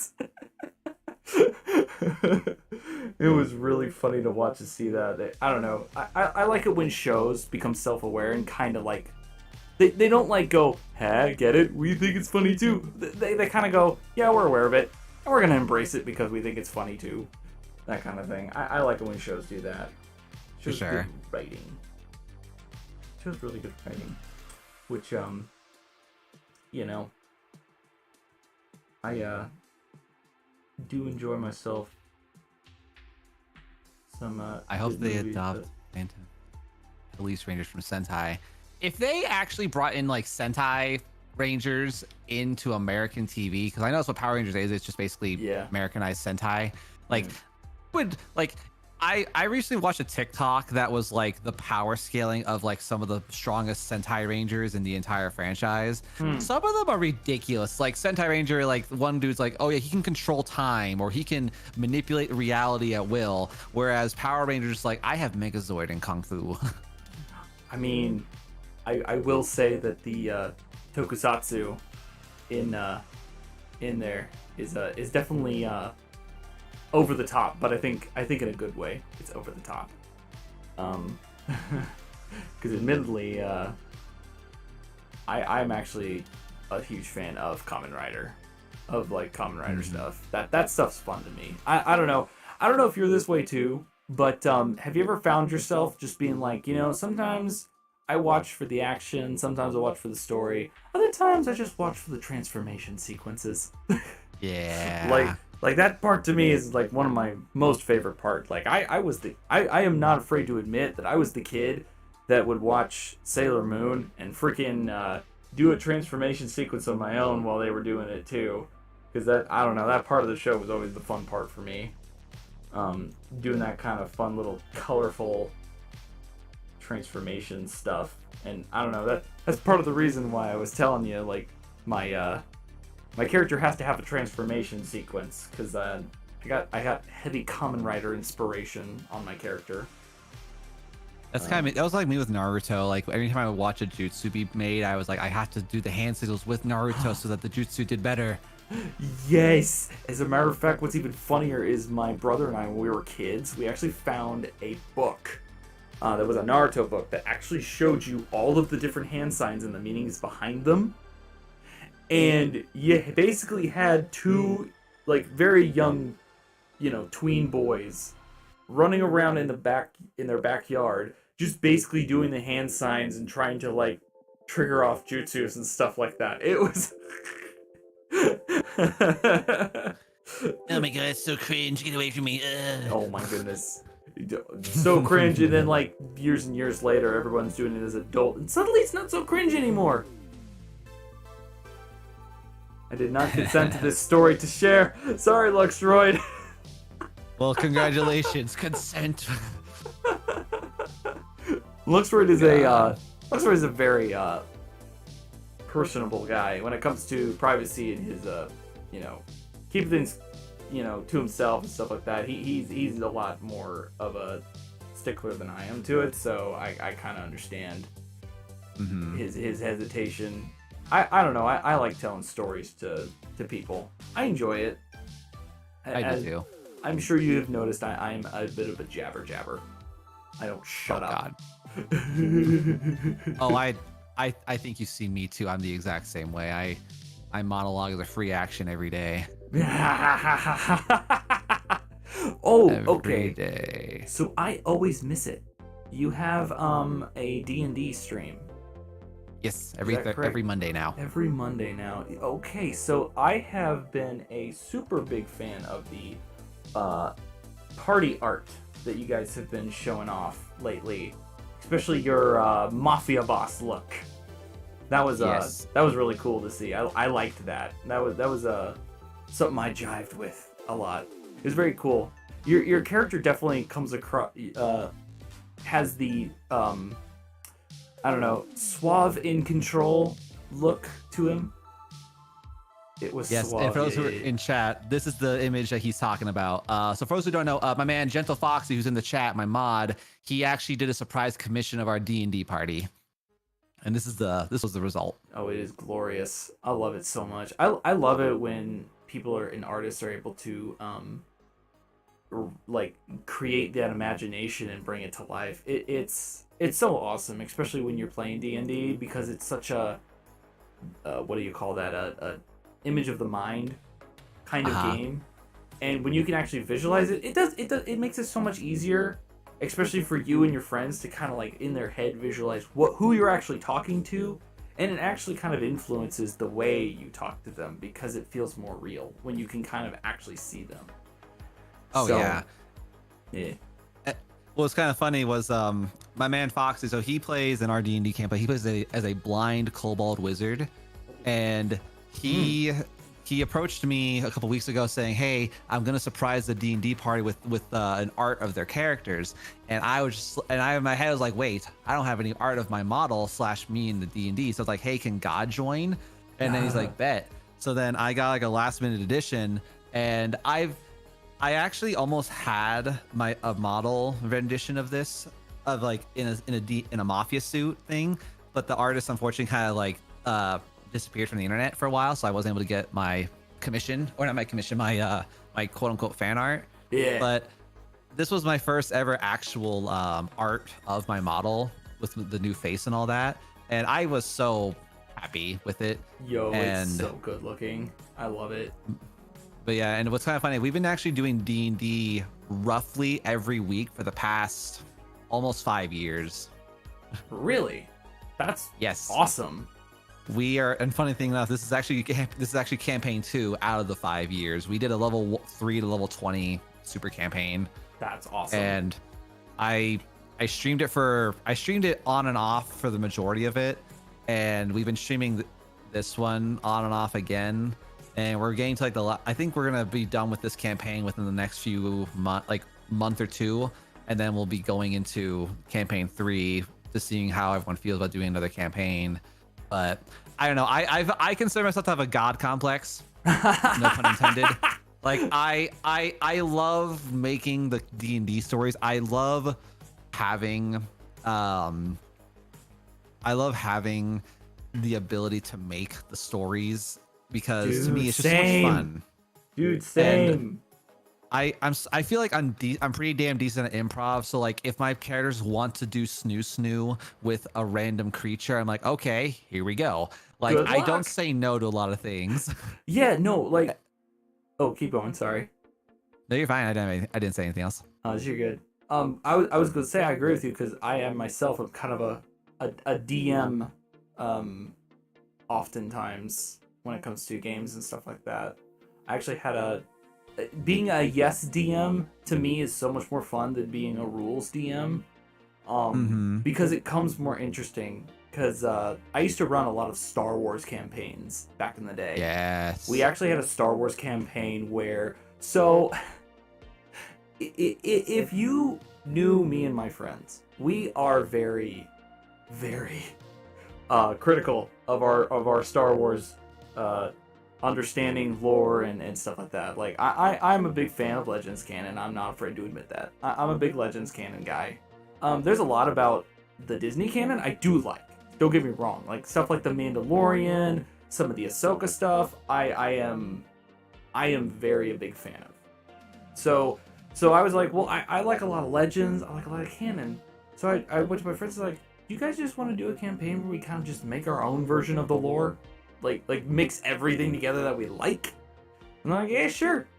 So I was originally going to start us at like episode 6, I think, time period wise.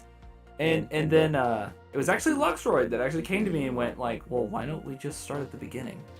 I'm like, that sounds amazing. Let's do that. That's amazing. Yeah. So, to give you an idea of just how bad of a yes DM I am, we had a scenario where so I decided to kind of switch up the story a little bit with Anakin Skywalker.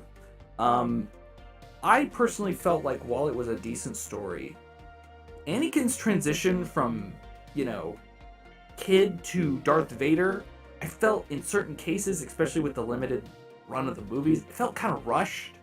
Like they kind of just threw him in it. So I decided, let's get a jump start on this. Instead of 9-year-old Anakin Skywalker, let's almost double his age and let's make him 15, 16 years old. And he's a street urchin. So the story is he basically worked for Watto. And Watto had a lot of stuff in his shop. Well, that was because Anakin would get it for him. And Anakin was actually one of Watto's favorites because it was basically a lot of his parts and pieces were taken by Anakin because Anakin didn't realize that his force powers were allowing him to get lucky and steal so much junk. And so Anakin was already a troubled kid when you first meet him. And it also kind of makes the gap between Padme and Anakin a little smaller.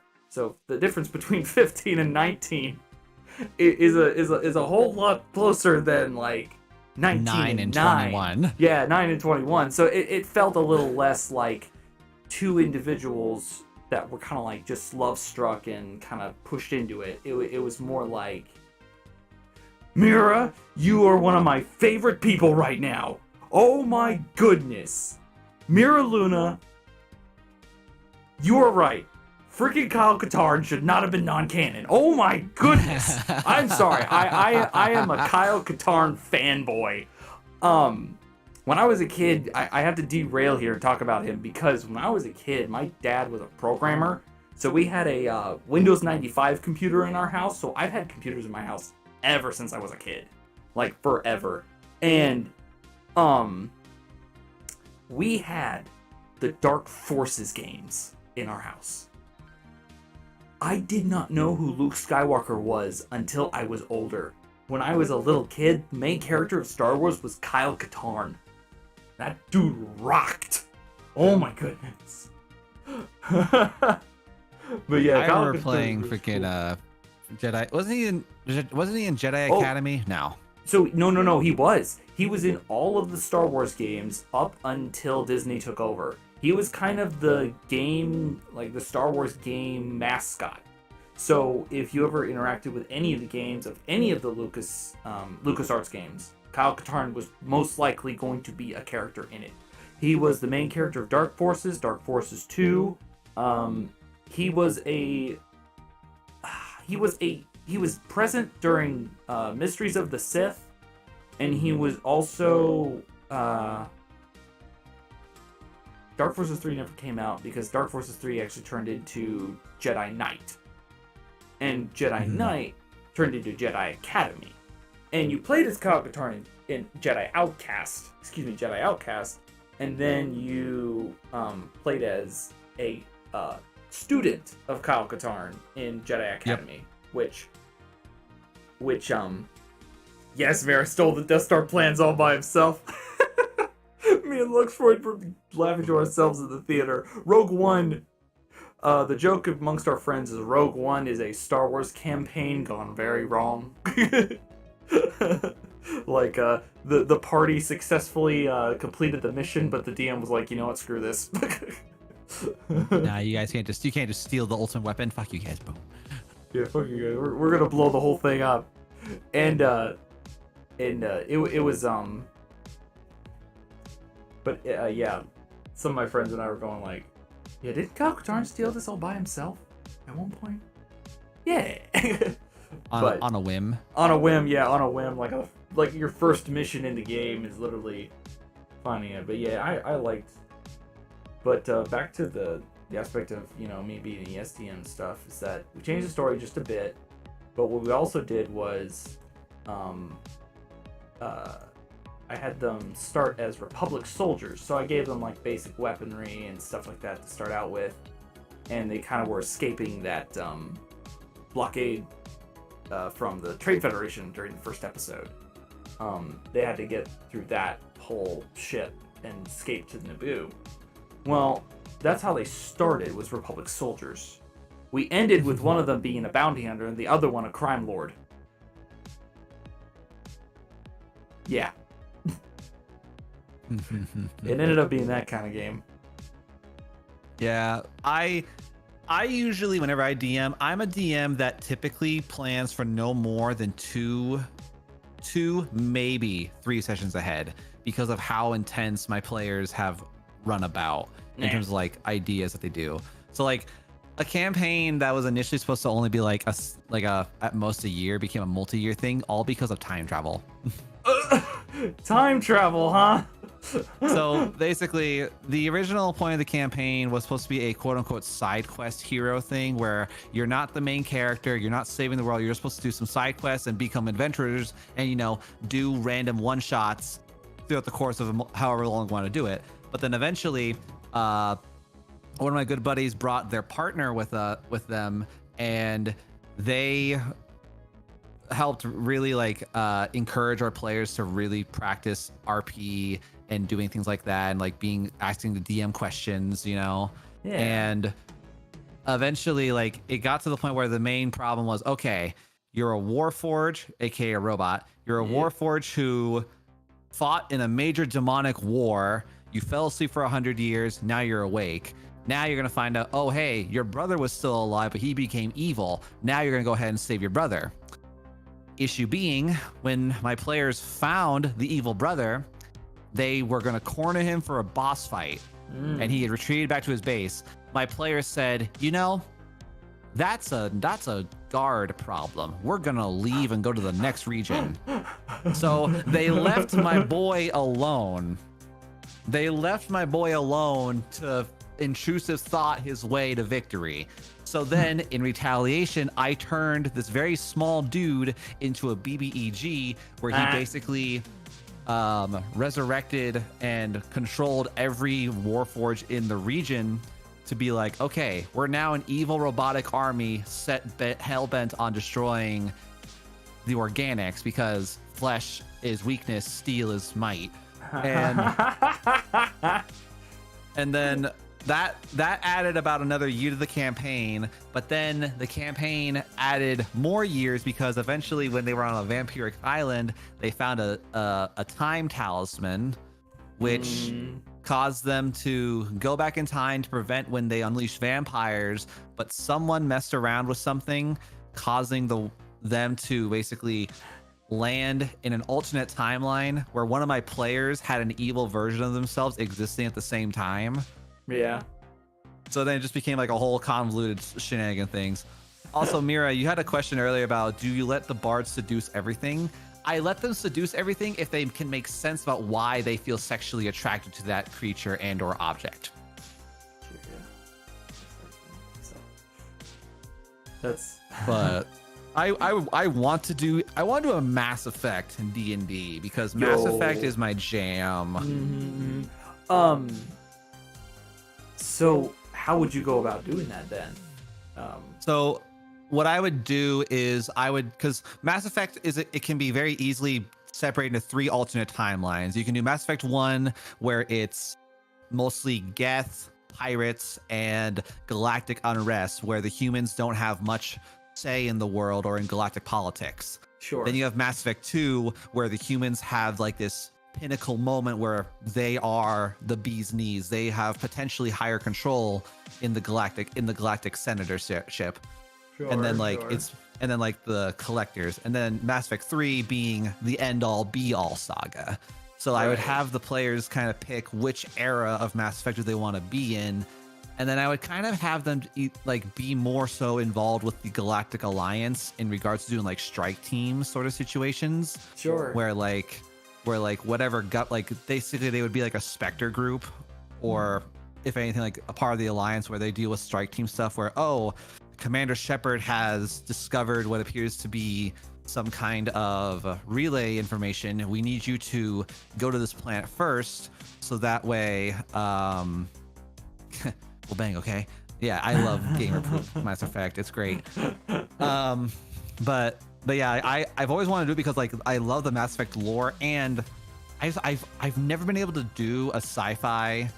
I'm so lost on, like, I just want to do one sci-fi D&D. I might try to see if my players are willing to learn sci-fi D&D, but I still love fantasy D&D anyway, because if we still put enough homebrew, it's fun.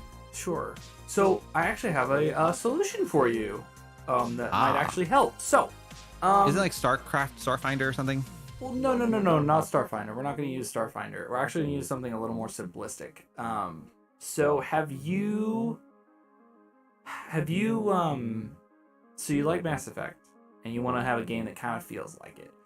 Are you aware, obviously I'm sure you're very aware of the first game that BioWare created that kind of put them on the map, which was Knights of the Old Republic, right? Yes. Did you know that Knights of the Old Republic actually uses an old Star Wars system from the 1980s called Saga Edition? I did not. Yes. The system that KOTOR uses is actually based off of that. And what's even cooler is that Mass Effect actually uses that same system in its games. Well, at least loosely.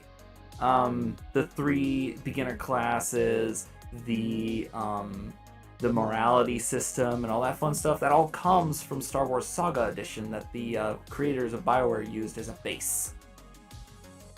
So if you ever want to run a sci-fi game, it is actually a D20 system that you can actually use a Saga Edition. And that is actually what I use to run my Star Wars campaigns. And you can easily change the flavor text on it and change it to I would heavily recommend going and grabbing that, because you'll find that there's a lot of like they have like calculations for like weapon drop off. They have like aspects of like shields and laser weapons and burn damage and all that kind of fun stuff. So they have all sorts of like crazy parts of all that stuff that you're looking for in it. So I would highly recommend just checking that out, see if you can find it. And it's an old module, so you're not going to probably be spending too much money to get yourself a copy of it. I spent $40. I spent $40 on my core rulebook. So, yeah. Now, that's awesome. Yeah. And also, what's really cool is that you can actually look up the Saga Edition wiki, and it actually has like everything on there for absolutely free. So you wouldn't even have to have the book to understand and play the game. Hell yeah. So, yeah. I'll have to get a look at that then. Yeah, and if you ever want a reminder or like to find it, stuff like that, message me at any time, and I'll send you a link to the wiki and stuff like that. Because I've used that for years. I would love that, actually, if I'm gonna. Because I think I think when we finish this upcoming campaign, I think I might ask them if they want to try a sci-fi-ish, just for funsies. Sci-fis can be fun, and as a matter of fact, what's even cooler is that the Saga Edition actually has a full breakdown section of ship-to-ship combat. Nice. So if you want to do space battles that aren't complicated and everybody gets to kind of contribute, you can actually do simulated space battles in that as well. And it's actually a lot of fun, because it actually uses the ship's baseline stats and your party's unmodified stats as ways to pilot the ship, fire the cannons, repair it during combat, and all that fun stuff. It's actually really cool. See, I highly recommend it. Heck yeah. Have you ever thought about making your own system, though? I've done my own system in homebrew for D&D 5 5th edition. Yeah. Like, I have a lot of like methods of like I have a lot of like ways to solve when players want to do certain things that don't necessarily exist in D&D, but yeah, I enjoy like theater of the mind style stuff, and yeah, I like. That's how I met my wife. Damn, that's how I love it more now, because that's how I literally got together with my wife, just from D&D and stuff. I was like, hey yo, here we go. That game. That's really cool. Meeting your significant other through D&D. That's really fun. As a matter of fact, Oh yeah. I'm actually in a D&D game right now that we're playing. It was obviously spurred on by somebody who's never played it before, wanted to actually try it. And it's really special. I'm sure you know this. It's very special when you find somebody who's never played and you're like, I want to give you the best experience possible because I want you to feel like this game is fun and I want to put my best foot forward for this. So so this she actually wants to play a D&D game and she asks me like, "Hey, what would you recommend we do?" And I'm going like, "Well, I'm currently running like 2 games right now, so I can't do anything, but I would love to play. So if you find a DM, I would be down for it." And this lady who was wanting to play was actually my wife's best friend. And so she goes, well, I want to play. So I'm going to find somebody who can help us out. So she gets me involved and then the wife too, because she's like, well, I want everybody to be involved. So my wife is like, okay, I'll play with you because I've never played either. And then the husband of the best friend is like, well, I would be down for playing because since we're going to be the 4 of us, that's okay. And then another couple who is a friend of ours, who is a DM, like loves to be a DM. He's actually a accountant, like a high level accountant. And that's awesome. Yeah, so he's good with numbers, good with stories, and good with organization. So he's man. Oh yeah, he's a phenomenal DM. He will remember things from like 4 sessions ago that are like months. Thank you, Soul. Probably should. I've been talking a lot. What's up, Carlo? Good to see you. Hope you're having a great, awesome day. Good to have you. But yeah, funny enough, I am very good at sporadic creation. Like my highlight of college was I was at one point running 8 consecutive D&D campaigns in college because I had enough free time in my degree that I could just be like the super DM. I taught a room full of people how to. I taught a room full of college kids how to play base level D&D.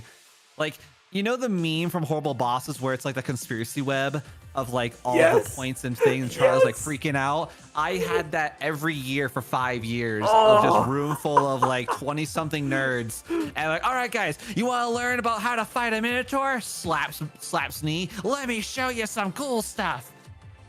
That's awesome.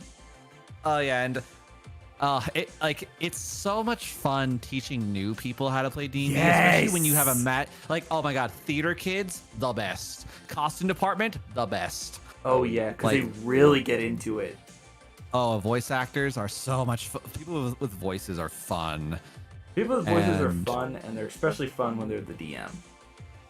And I love it too, like when people who are comfortable in terms of like messing, like not necessarily just messing up, but like showing their sexuality or like showcasing like their character in like a more like up there in adult fashion, just adds some spice, you know? Yeah, like they're willing. They're not gonna go overboard, but they're willing to go the extra mile to be like, yeah, this is what my character is, and I'm gonna go into even deeper details so you understand the deeper parts of my character, and it makes them feel more real.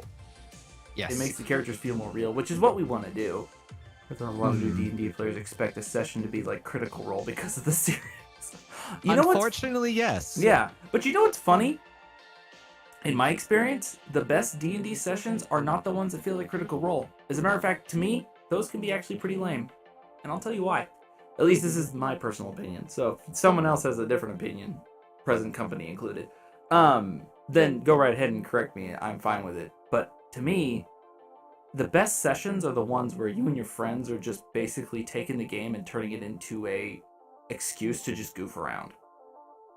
And to me, those are the best experiences in D&D, is when you and your friends are like, suddenly the rule book doesn't seem as important anymore, and now you're just making up a goofy story about how you decided instead of taking the advanced dungeon all the way through, somebody decided there's a window up on top. I'm going to take the rope and I'm going to run through the window. And the DM goes, well, that's about 4 hours of work just down the drain.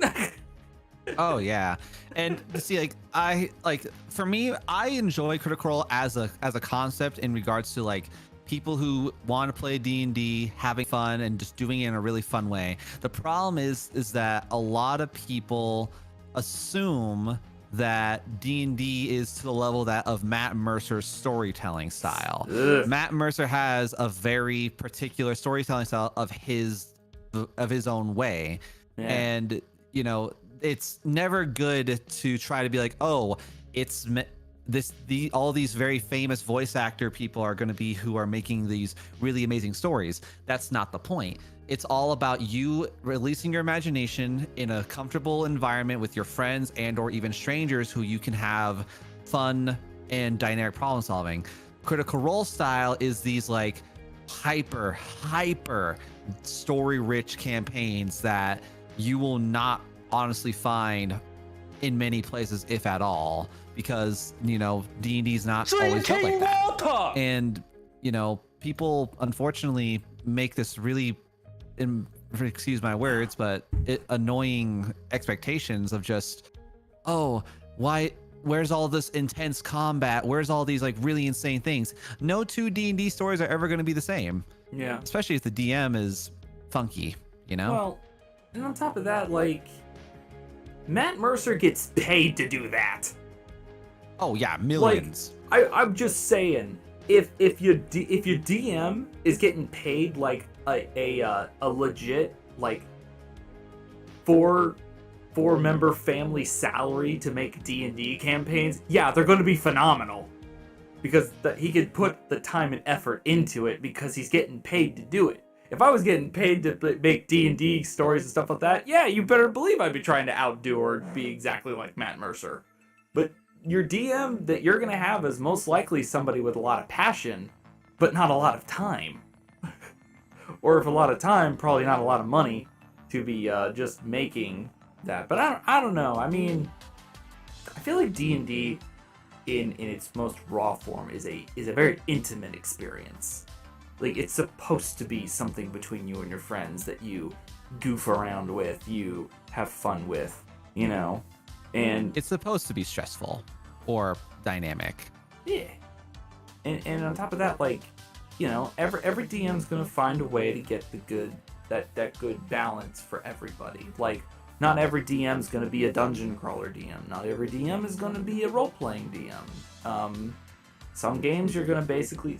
Some sessions, you are going to have sessions that are basically the most boring thing in the world. You would literally rather watch grass grow because the spark just isn't there. And then there's going to be other sessions where it's like, man, I want to keep going. I want to keep going. I don't want this to stop. And the DM has to tell you, dude, we've been playing this for like 5 hours. I want to go to bed. Oh, yeah. And, you know, and it's all...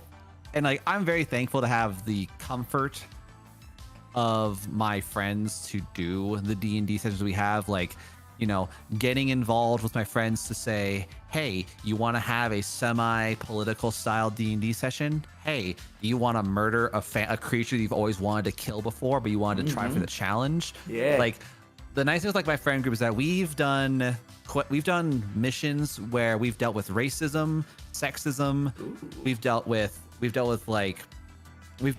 some pretty 18 plus style topics, obviously not sexual, but we've dealt with topics that, you know, could in a normal light be kind of like weird, but we make it so like the world of D&D is an adult world. There is death, there is human trafficking and so on. Oh yeah.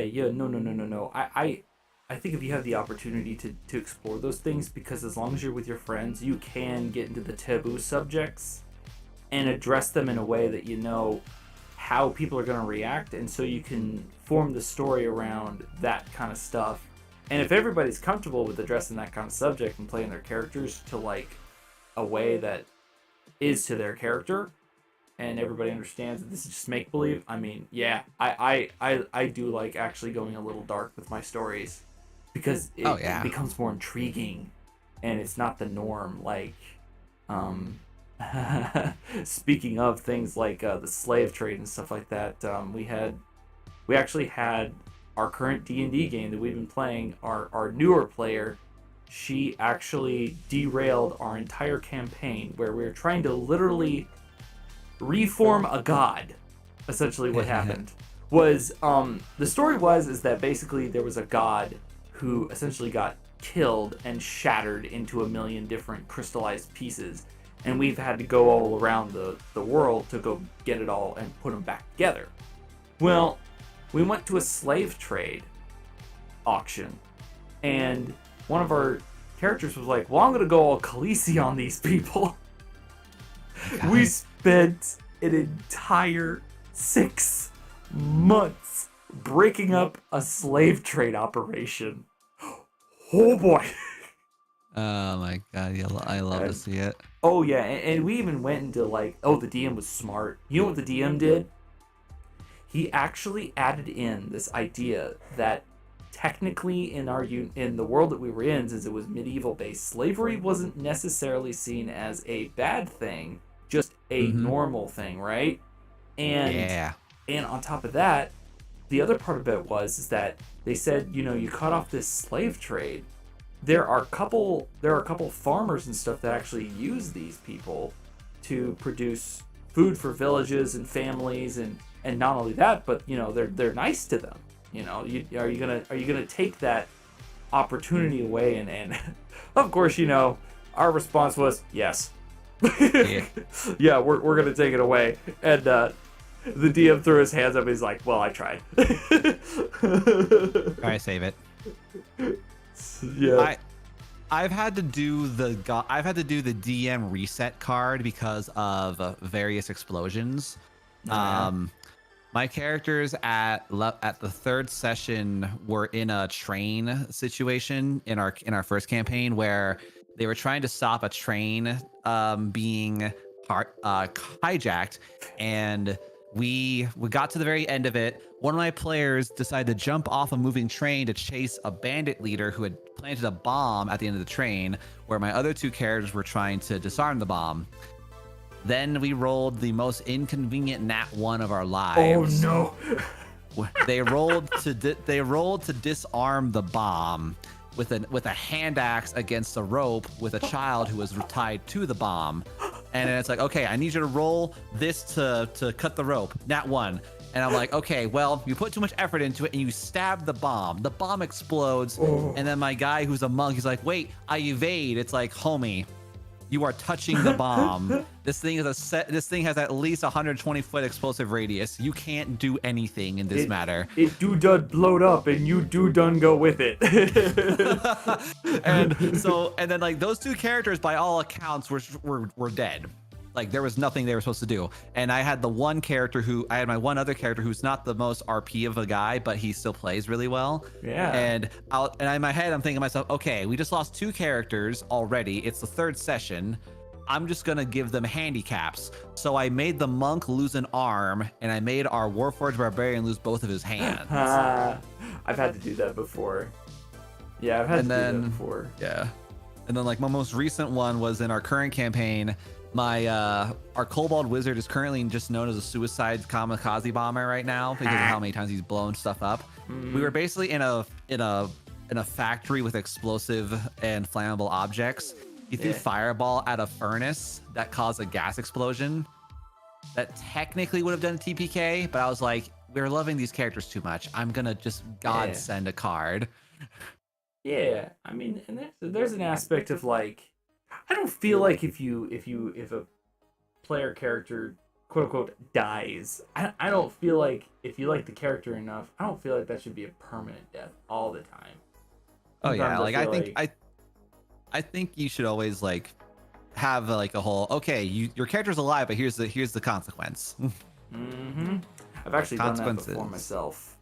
I had a player who I surrounded them like crazy, and I do a lot of sci-fi campaigns, so I had a character who was basically surrounded by a bunch of laser guns, and it was like, how many soldiers? I was probably like 14, 15 soldiers that were like armed to the teeth, and the story beat was supposed to go, they're gonna get captured, and then they're going to get rescued by the party like the next session, or like in about 20 minutes, right? It wasn't going to be permanent. But my player was like, nah, I'm not gonna be taken alive. That's not my character. I was like, excuse me. No, I was like, are you going to fight them? He goes, no, I'm not gonna fight them.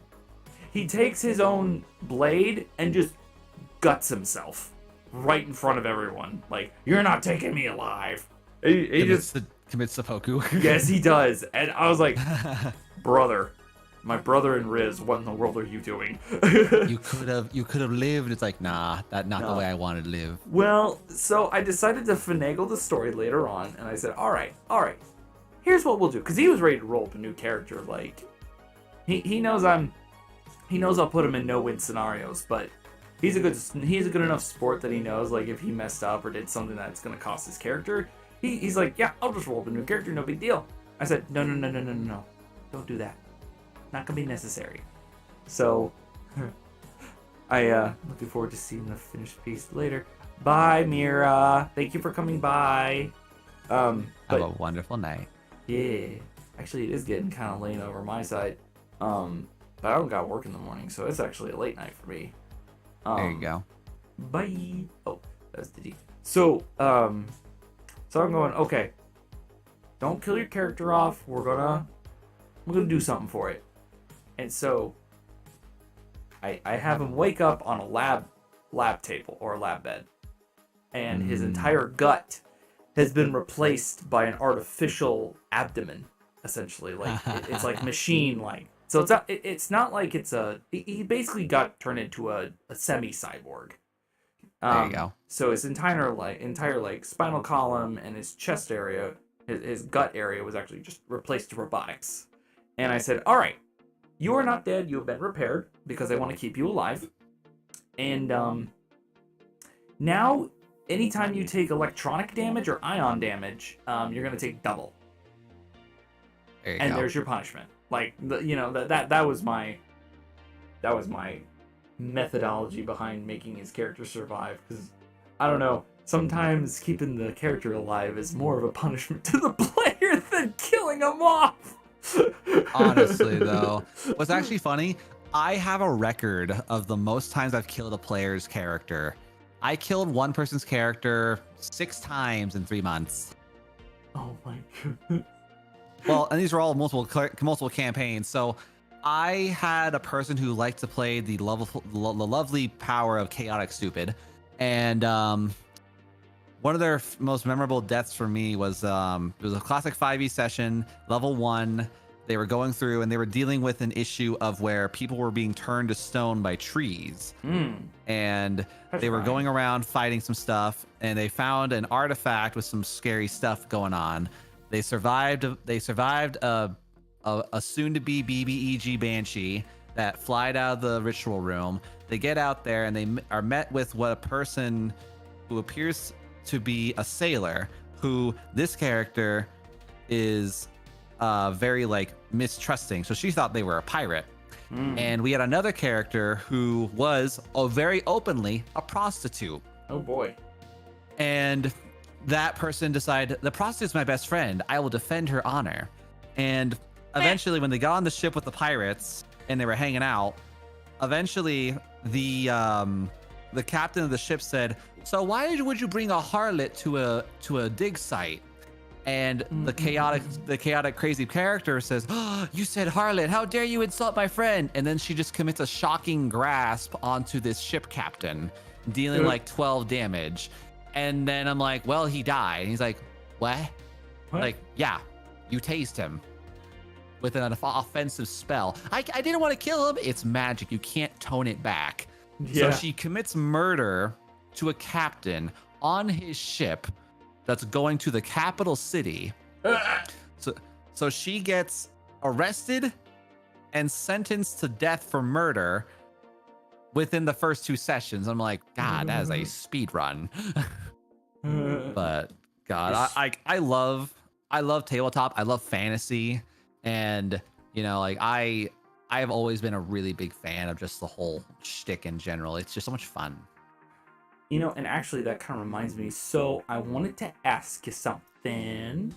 Something Yeah. I've been doing. I don't know if you've already seen it, but did you see the picture that Kenta posted of me turning him into a mantis insectoid? No, I have not. Oh, you have not. I have So not. lately, to kind of enhance my lore and just have fun with it, because I like to include people in a lot of my junk that I do, and obviously I have this insectoid arachnoid motif going, right? And it's inspired heavily by Transformers. So, you know, Autobots, Decepticons, so there's like a ton of different kinds of them. Well, I just basically have decided to use other people's OCs as inspiration, not like a one for one, but use them as kind of like inspiration. So I kind of took Calamity Kenta's design and very roughly translated it into a mantis insectoid for my lore, and I've done that same thing with Digi too. I've always liked Digi's design like a lot.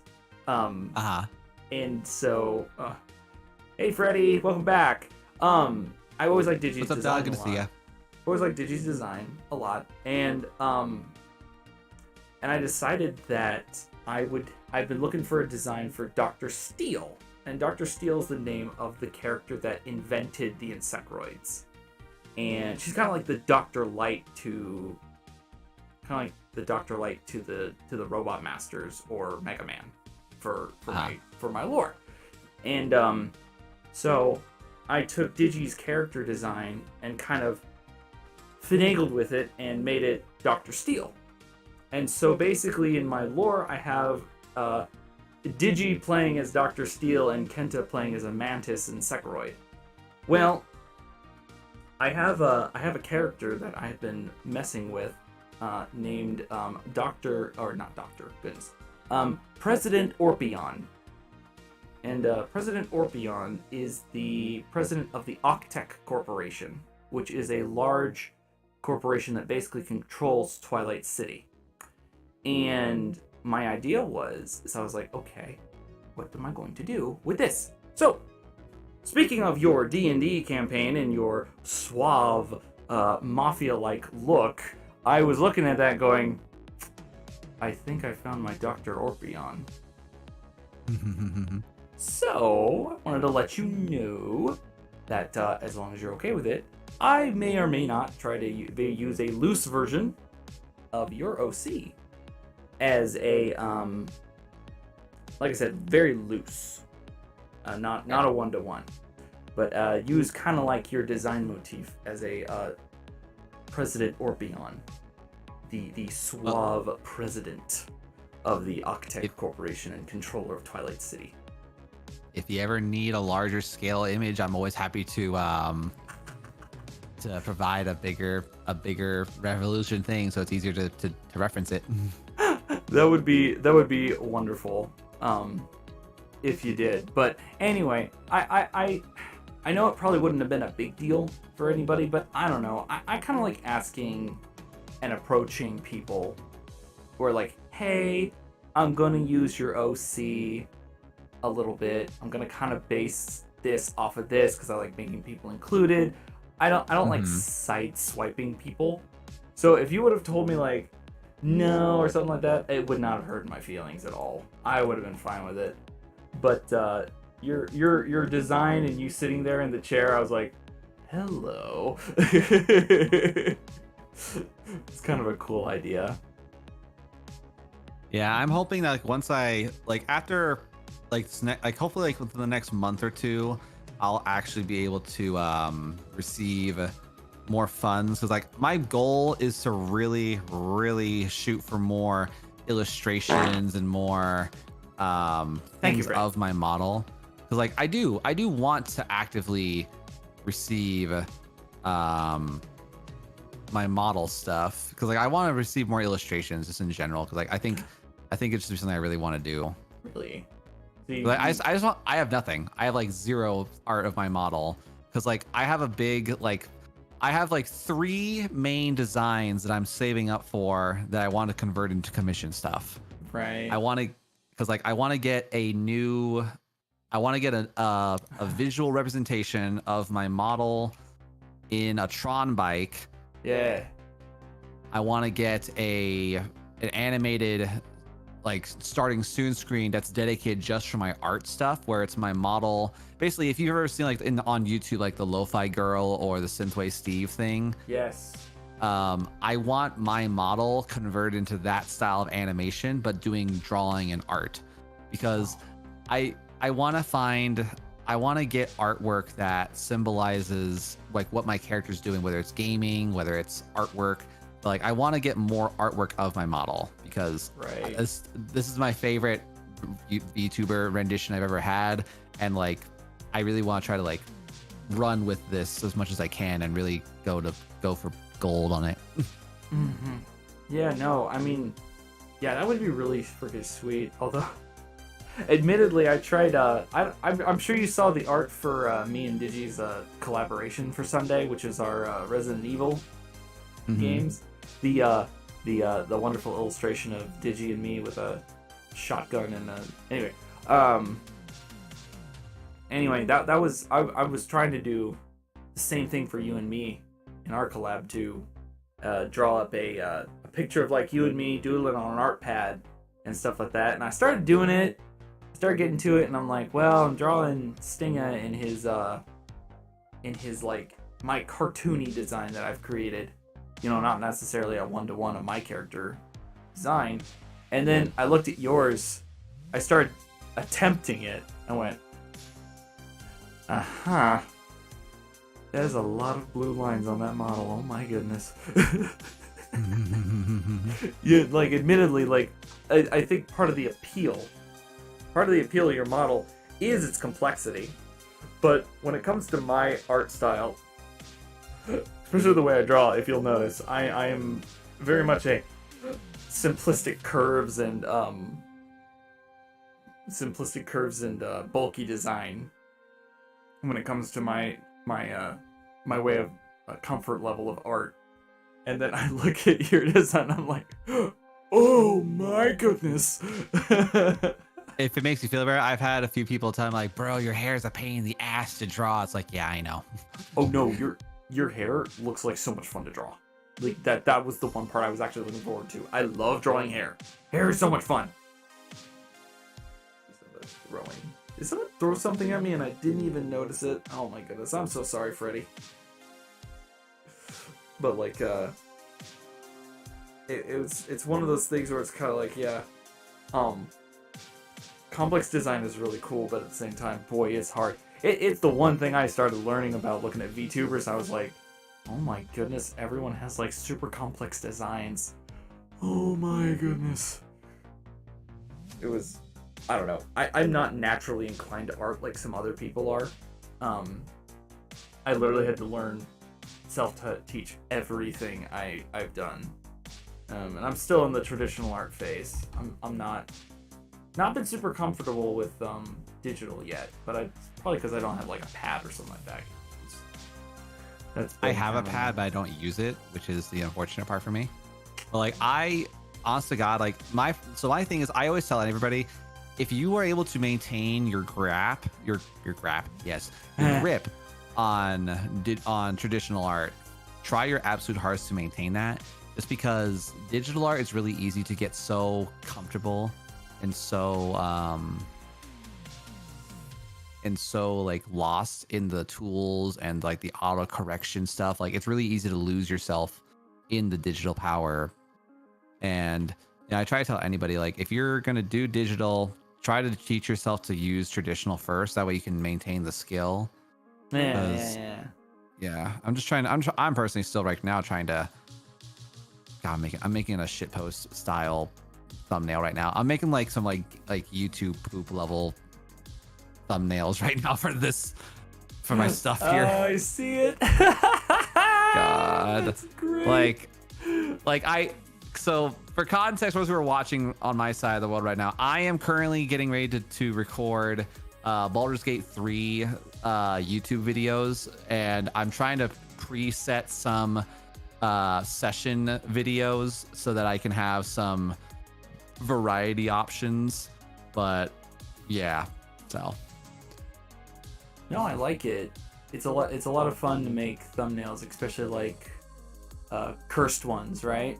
So like I mean, honestly, that's one of my favorite parts of content creation and VTubing's been so far, is creating the thumbnails. Because you can have a lot of fun with the thumbnails. I mean, very fast and easy. You can have a lot of fun with them. oh yeah, Especially like the 100%. one I sent you earlier. All I looked up was two children drawing, and then I just put our faces on it. It's nothing complicated, but it made me chuckle. But yeah, like I don't know. I really enjoy the grabbing the, you know, like you're doing, grabbing the PNGs and seeing what kind of crazy things you can put in to each piece, and like, especially I love it when you get comfortable with an art tool like Illustrator, InDesign, Photoshop. You get good, skilled at it, and then suddenly it feels like you can create anything you want, and it feels so good. And it's like one of those moments where it's kind of like, hey, yeah. And then you get really fast at it and really good at it, and then eventually you're like, hey, I can produce this in like 2 seconds flat, and ooh, I got time to add this. Now I got time to add this. Now I got time to add this. And it's I don't know, it's a lot of fun, and it's also why I think, again, why it's very important that, you know, skilled artists are recognized for their talent, because yeah, I can make this drawing in a day, in less than a day, but that doesn't mean I'm going to charge you any less for it, because I had to train for a very long time to get this skill level and understand this stuff that I'm doing right now. Let's see. I have gone... How are we doing on time? We've gone for 2 hours already. Ooh. Crazy. And then on top of that, I've gone 2 hours without a... Wow, I've gone 2 hours without a pun. Goodness. How dare you? That's new for me. Thought for sure I was going to be smacking the puns all over the place, and here I am just enjoying gushing to you about D&D. That's actually kind of awesome. But yeah, I love talking about old D&D adventures and like fun little goofy things that I've kind of learned throughout the years that didn't realize I would discover about my friends. Oh. You discover a lot about them when you do that, because okay, actually, I gotta ask, what has been one of the silliest things that one of your players have done that you just kind of mentally threw your hands up and were like, all right, well, I guess this is happening? Oh god, that's a hard one. Okay, my most recent one that's just like, all right, this happened, was so at one point in time, my players had to go rest. This is back in campaign 1 with the evil brother turned insane thing. Mm-hmm. And eventually, after the time travel thing, they had discovered that the good version of the soul of the brother, was inside the 7 layers of hell, all the way down near the level of wrath. So my players had to go find a portal to physical hell. And I referenced a lot of Dante's Inferno for this segment, and they had to go through various trials. And eventually, they get to the level of lust. And it is exactly like how it is in the book, with the tornado of people, pink, purple, and all that sort of stuff. Sure. Eventually, in order to gain audience with the succubus queen who's running lust, they had to get the attention of her. One such way was by having a player potentially survive a perilous snoo dungeon. Oh boy. And they had to survive 10 life or death skill checks, where they had to basically death by snoo if they failed. And we had our player who was a chocobo druid, like an actual Final Fantasy chocobo. Oh boy. And he he was on the very last round, and he was only 1 point on his save away before he died by Snoo Snoo. And everyone in the party is like cheering for him, like, come on, you can do it. Have Snoo Snoo. You can do it. Do better. Right. And I was just laughing and crying because I've never had so much Snoo Snoo happen in a single session of my life. And the fact that this man won a challenge by having enough Snoo Snoo, and he used that to gain an audience with a demon queen, was just one of those situations where I'm like, you know what? I accept everything that has happened. I'm here for it. There we go. That's all we're gonna get. Oh, that's awesome. Oh my goodness. I actually had a breakdown of Dante's Inferno read to me. That book is fascinating. It's a good book. It was actually one of the few books that I personally enjoyed because, you know, in the games, he's this crusader with a scythe. In the books, he's basically a sorrowed pilgrim going through all his shenanigans. Okay, you know, admittedly a sorrowed pilgrim, but boy howdy, is that guy got an ego on himself. I'm sorry, Oh, but yeah. like, oh hey, Gentle Foxy. Look, I swear to DM God. I just wanted to see how they did challenge, not be the challenger. Yeah, right? 100%. 100%, bro. Also, welcome in, sir. If this is your first time chatting, hello. It's good to see you. Welcome in. Oh no, did you was waiting on this? But yeah, you know, I loved that segment of our thing because like it was a very like chaotically different thing. Like every single level was like a different type of challenge. Like when they got into the level of greed, I said for like every 500 gold that they had possessed, they would lose like 5 feet of movement speed. Oh my goodness. And it was for the entire time, and it was like, yeah, there was so many like different like levels and like mechanics that happened at the end of the day, and it was like, oh my goodness. That sounds really funny.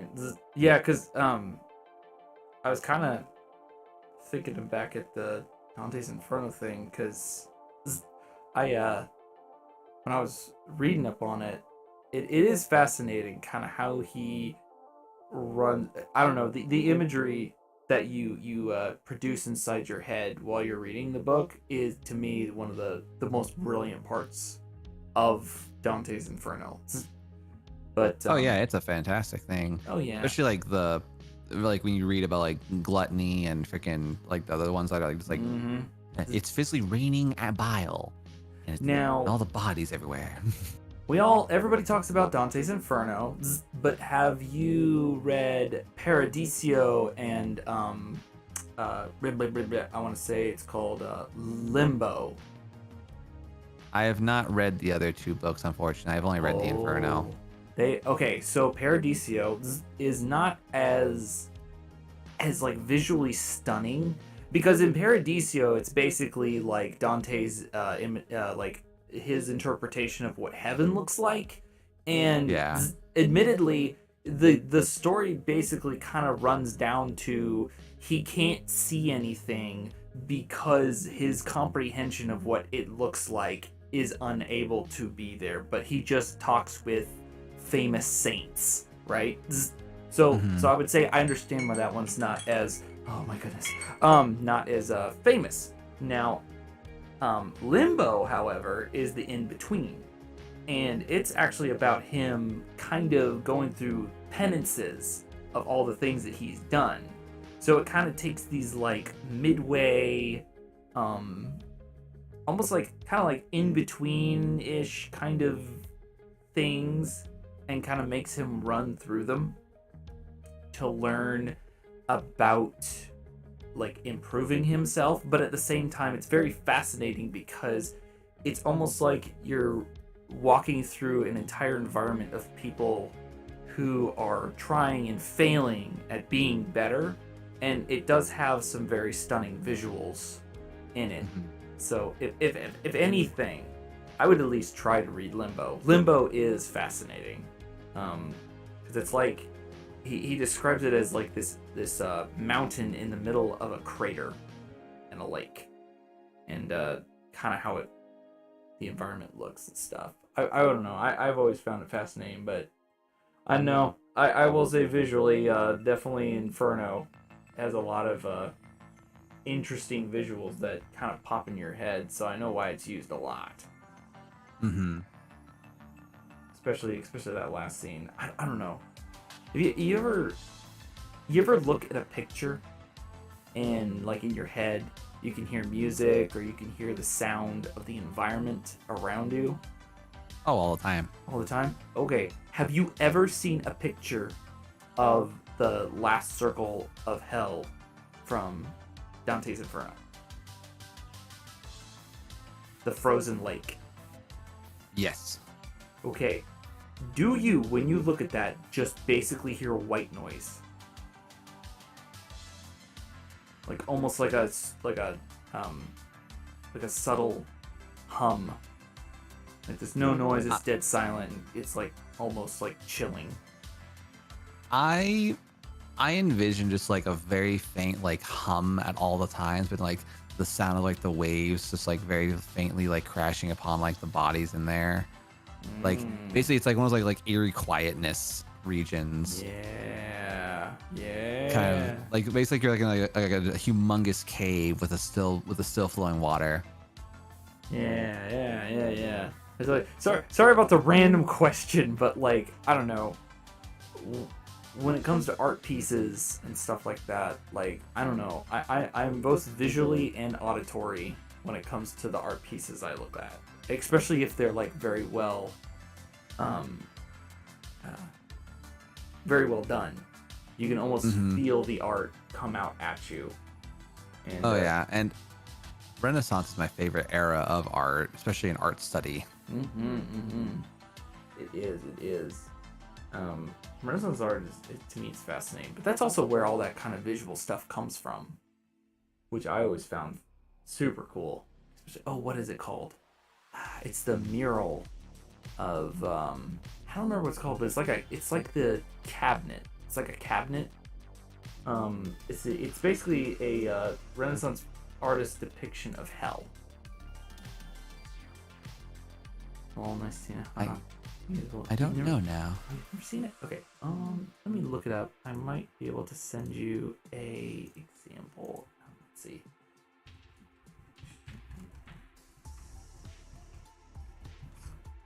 Let's see. I'm getting real. Yeah. Here we go. Let me. I am not bringing this up on Twitch. TOS violation on Max, but I sent it to you in Discord, so you can kind of get an idea of what I'm talking about. If you ever guys want to know what I'm talking about, just type in depictions of hell in the Renaissance. It is some surprisingly chilling stuff, in a good way, at least to me, in a good way. I'm definitely a fan of the creepy and archaic when it comes to art and design.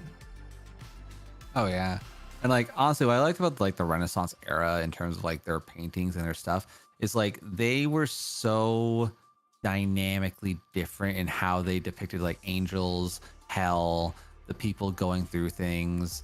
Like there's so many parts and pieces to like that like form of art, and honestly I love it, but also it's like, damn, this is a very interesting piece.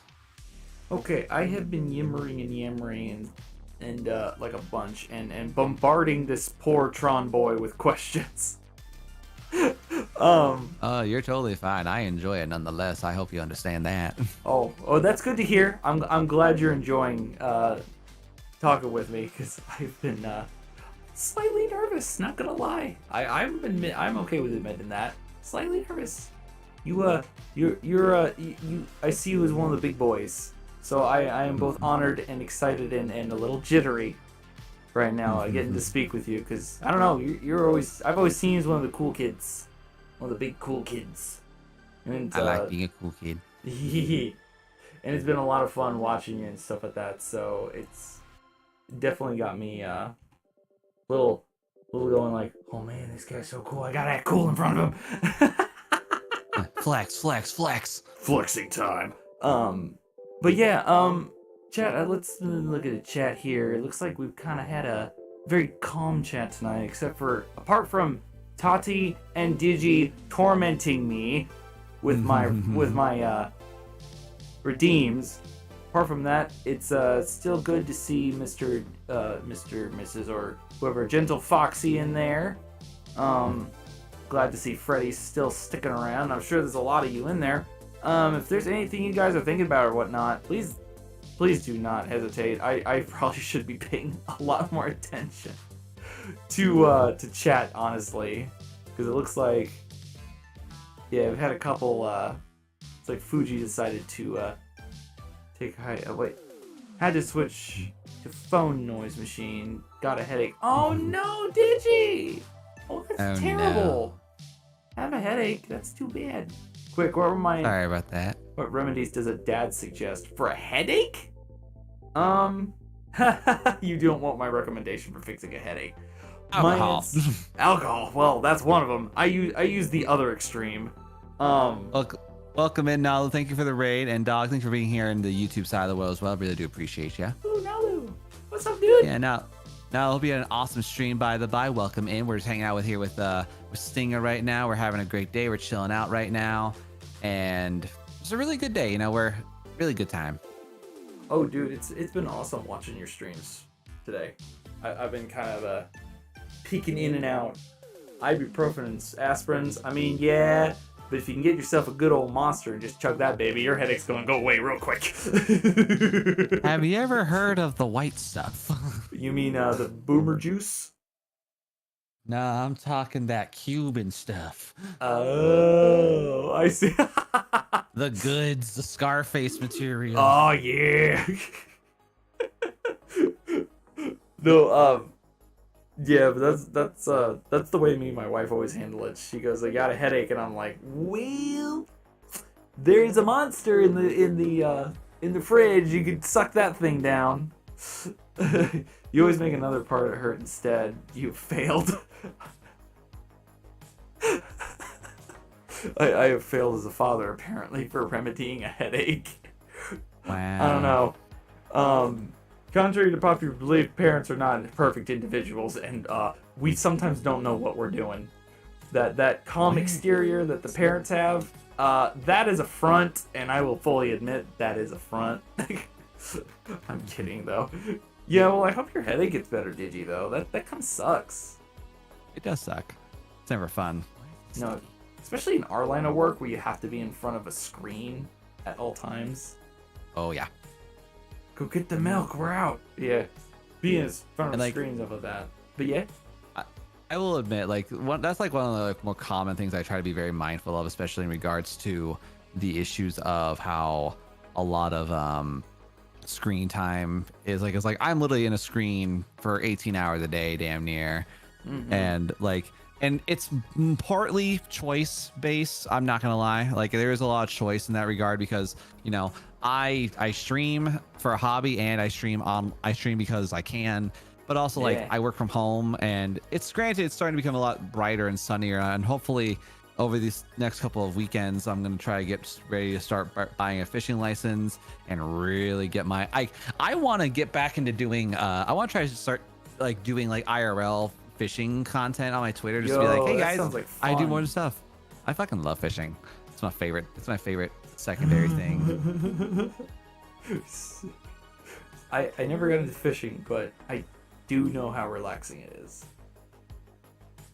I do know how relaxing it is. I've done fly fishing. I've done lakes and oceans sometimes, but a bucket list thing for me is I want to fight a fish. I want to get a giant sailfish. I want to get a shark, and I want to fight something for more than 5 minutes. Yeah, we got hold on, we got a question from Miss Varelli. So how you feeling, Stingbean? Oh my goodness, Stingbean. I forgot she's been nicknaming a lot of her new friends lately. Yeah, Bean. That sounds like my father's nickname for me. Yeah, mine has become Stingbean. Because yeah, you get Tron Bro. You get Tron Bro. I get Stingbean. Tron Bro and Stingbean. Yeah. Yeah, laugh it up, Digi. Laugh it up, Digi. Actually, Digi, are you okay with me re-announcing this? We have an update on something that was supposed to be happening on Friday. Yes, so, I am sure all of you are aware, sorry about this, Nico. You're good. We recently had to be told that, there's a drinking stream, so this is not my only collab this week. You guys will be getting a lot of Stinga and Digi this week because we had it on Sunday. I was by myself on Tuesday. I'm with you on today.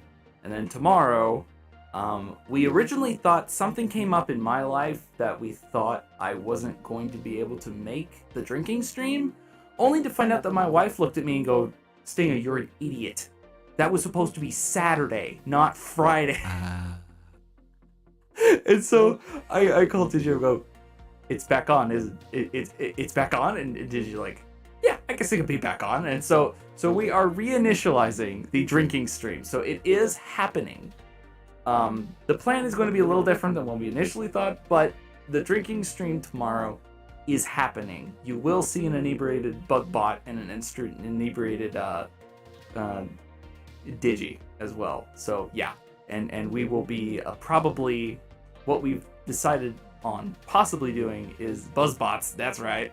Possibly doing is playing fighting games because we're trying to be ultra competitive, and so we might be playing some Street Fighter 6, maybe some Party Animals, or just basically games that we can just basically get really ticked off at each other and see how bad it gets.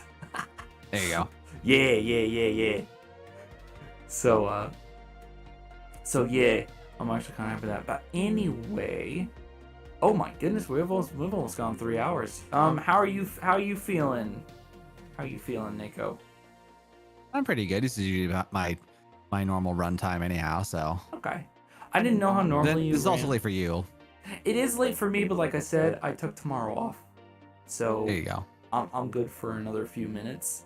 I have made probably very minimal progress on this picture.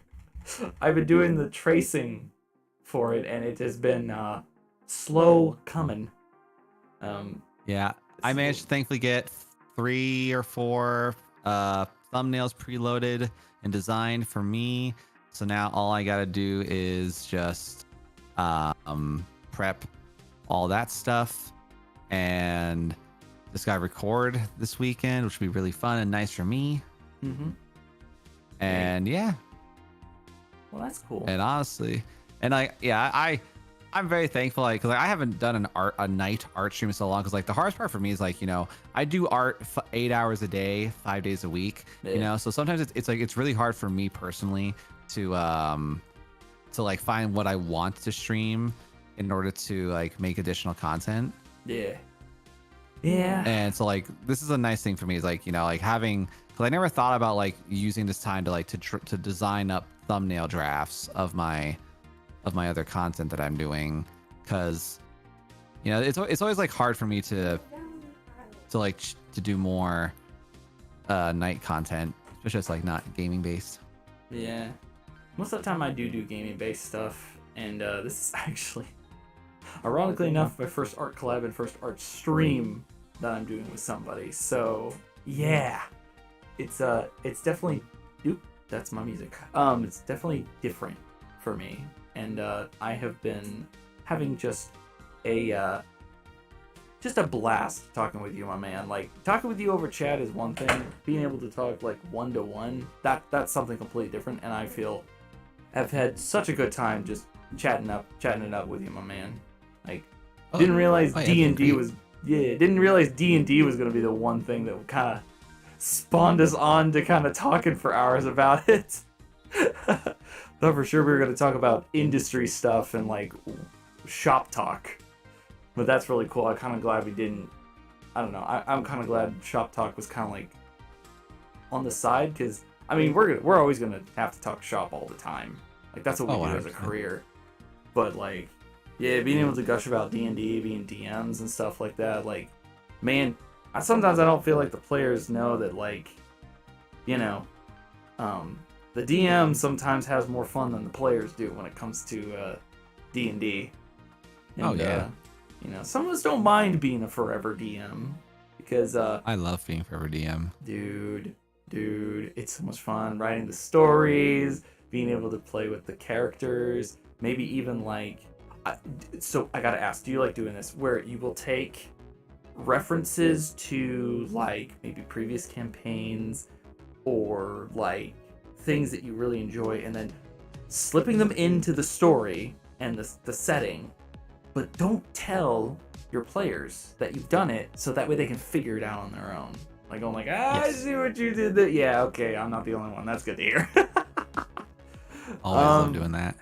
Yes, Nalu. This is a piece of art that I created. I don't remember how long ago it was, but it was a piece of art I created because I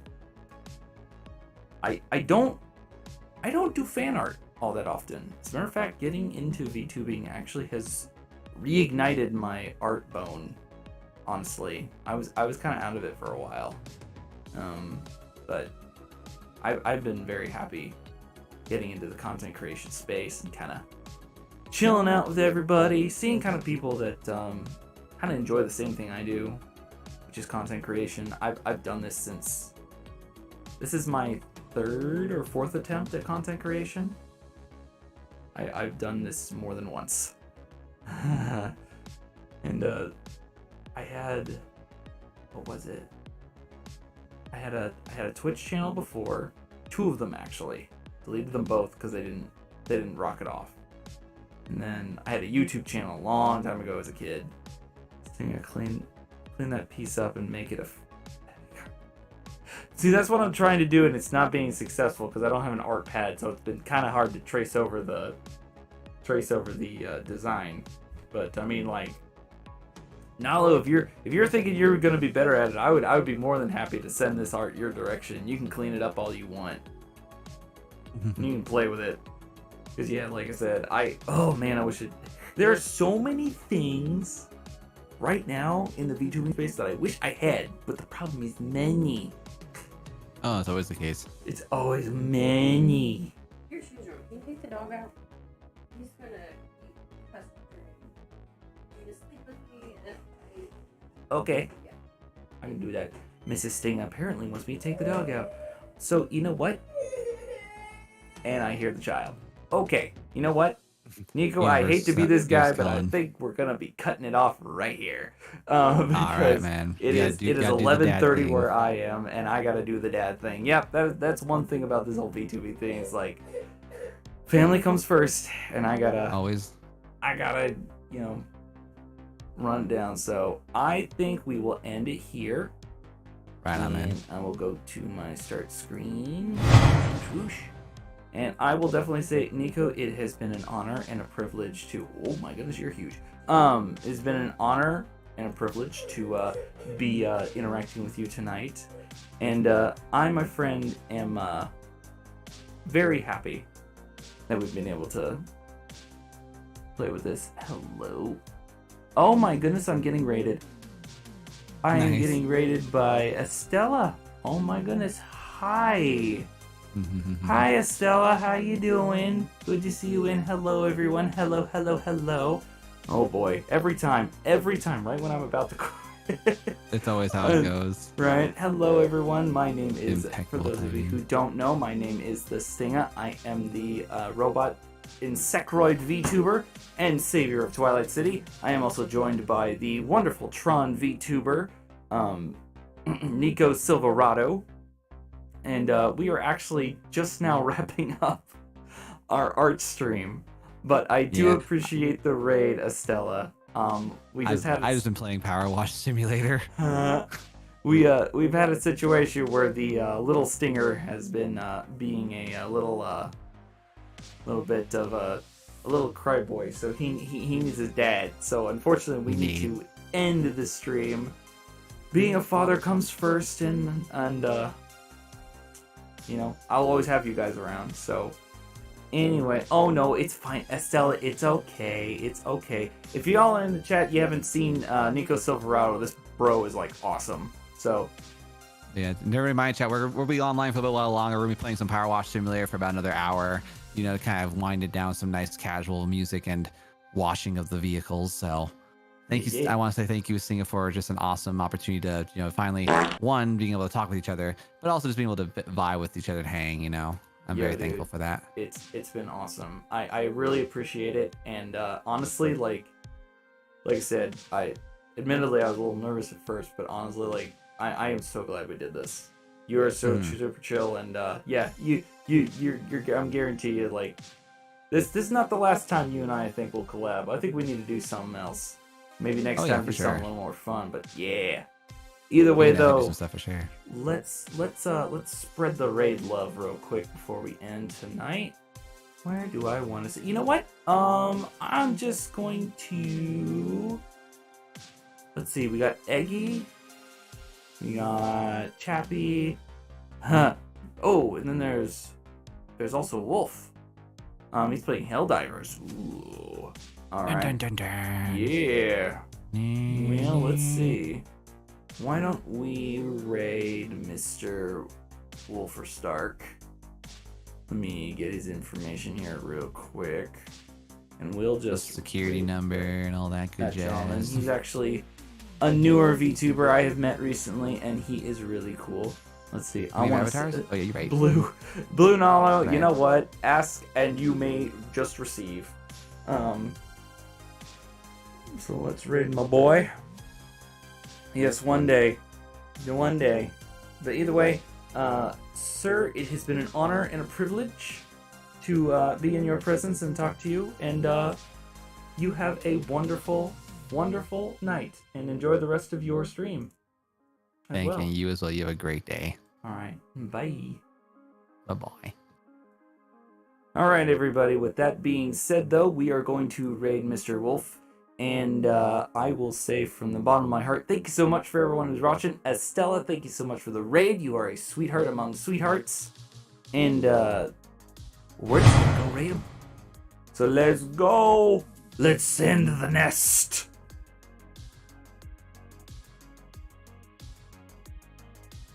Let's go. All right. And 3, 2,